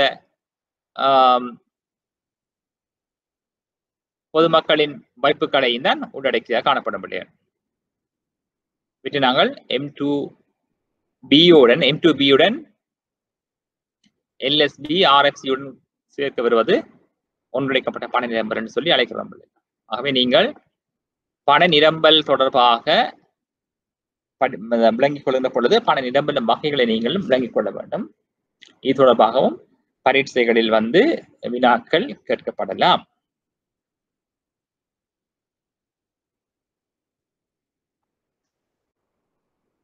ஆகவே நாங்கள் இன்று பார்த்த விடயங்களை நாங்கள் வீட்டில் செய்கிற பொழுது பிள்ளைகள் நாங்கள் பார்த்தது வங்கிகள்ல நாங்க பார்த்த நாங்கள் வணிக வங்கிகள் பார்த்த நாங்கள் வணிக வங்கிகள் என்று சொன்னால் என்ன, அது வணிக வங்கிகள் காணப்படுகின்ற பண்புகள் என்னவா இருக்கும், வணிக வங்கிகள் மேற்கொள்ளுகின்ற கடனாக்கம் என்று சொன்னால் என்ன பிள்ளைகள் பார்த்த நாங்கள். அடுத்தது வணிக வங்கியின் குறிக்கோள் பார்த்த நாங்கள். வணிக வங்கியின் சொத்துக்கள் எவையா இருக்கும், வணிக வங்கியின் பொறுப்புகள் எவை என்று பார்த்துட்டு இருக்கிறோம். அடுத்து மத்திய வங்கி என்று சொன்னால் என்ன பார்த்து நாங்கள், மத்திய வங்கியின் குறிக்கோள் பார்த்து நாங்கள், மத்திய வங்கியின் தொழிற்பாடுகள் பார்த்திருக்கிறோம், மத்திய வங்கியின் கடன் கட்டுப்பாட்டு முறைகள் பார்த்திருக்கிறோம். அடுத்து பார்த்தீங்கன்னு சொன்னால் வங்கி இல்லாத நிதி நிறுவனங்கள் சொன்னால் என்னென்னு பார்த்து நாங்கள் பிள்ளைகள். வங்கி இல்லாத நிதி நிறுவனங்கள குறிக்கோள் பார்த்து நாங்கள், தொழிற்பாடு பார்த்து நாங்கள், வங்கி இல்லாத நிதி நிறுவனங்கள் ஏன் கடனாக்கத்தை மேற்கொள்ள முடியாதுன்னு சொல்லி பார்த்திருக்கோம் பிள்ளைகள். மேலும் பார்த்தீங்கன்னு சொன்னா பிள்ளைகள் பிறகு பண நிரம்பல் வகைகள் பார்த்து நீங்கள் பண நிரம்பல் வகைகள் கடைசியை பார்த்து நாங்கள். மற்றது அதுக்கு முதல் பார்த்தது பிள்ளைகள் இந்த கடனாக்கம், வங்கிகளுக்கு வருகின்ற வாய்ப்புகளை போல அதிக அளவு கடன்களை வழங்கக்கூடியதா இருக்கின்ற நிலைமை நாங்கள் சொல்ற கடனாக்கம் என்று சொன்ன நாங்கள். அப்ப கடனாக்கத்தை தீர்மானிக்கும் காரணிகள் பார்த்து நாங்க பிள்ளைகள். அதுல பார்த்தவன்னு சொன்னா பிள்ளைகள் இந்த காசு ஒதுக்கி வீதத்துக்கும் மற்றது கடனாக்க பெருக்கி முடியாத தொடர்பு இங்கே காணப்படுது. பார்த்து நாங்கள் காசு ஒதுக்கி வீதமானது இந்த கடனாக்கத்தை மாற்றி அமைக்கின்றது. மற்றது அந்த கடனாக்க பெருக்கி இந்த சமன்பாடு தெரியும் உங்களுக்கு. ஒன்றின் கீழ் காசு ஒதுக்கி வீதம். இப்ப காசு ஒதுக்கி வீதம் 10 வீதம் என்று சொன்னா 10 100 போட வேணும். காசு ஒதுக்கி வீதம் 20 சொன்னால் 20 10 போட வேணும். அப்ப காசு ஒதுக்கி வீதம் மாற்றம் அடைகின்ற பொழுது கடனாக்க பெருக்கி மாற்றம் அடையும். கடனாக்க பெருக்கி மாற்றம் அடைகின்ற பொழுது கடனாக்கம் மாற்றம் அடையும். ஆகவே உங்களுக்கு தெரியணும் பணப்பெருக்கி மாற்றம் அடைகின்ற பொழுது மொத்த வைப்பாகம் மாற்றம் அடையும். மொத்த வைப்பாகம் மாற்றம் அடைகின்ற பொழுது கடனாக்கம் மாற்றம் அடையும். ஆகவே காசு ஒதுக்கி வீதம் பார்த்து நாங்கள், பணவாக்கம் பார்த்து நாங்கள், மொத்த கடனாக்கம் பார்த்து நாங்கள் போன்ற விடயங்கள் நாங்கள் இன்றைக்கு பார்த்திருக்கிறோம். ஆகவே நல்லது மாணவர்களே, இது தொடர்பான உங்களுக்கு சந்தேகங்கள் இருக்குமாயின் நீங்கள் எங்களுக்கு தெரியப்படுத்துவதன் ஊடாக நாங்கள் இது தொடர்பாக மேலதிக விளக்கங்களை தரக்கூடியதாக இருக்கும். ஆகவே நல்லது மாணவர்களே, நீங்கள் தொடர்ச்சியாக இந்த இணைய வழி மூலமாக நீங்கள் கற்று வருகின்றீர்கள். இதுல சிறப்பாக நீங்கள் கற்க வேண்டும். அல்லது இது தொடர்பாக நீங்கள் மேலதிகமாக சந்தேகங்களை எங்களுக்கு தெரியப்படுத்துவதாக நாங்கள் அதற்குரிய பதில்களை நாங்கள் உங்களுக்கு வழங்க முடியும். நல்லது மாணவர்களை நாங்கள் மீண்டும் சந்திப்போம். அது வரைக்கும் நன்றி கூறி விடைபெற்றுக் கொள்கின்றோம். நன்றி, வணக்கம்.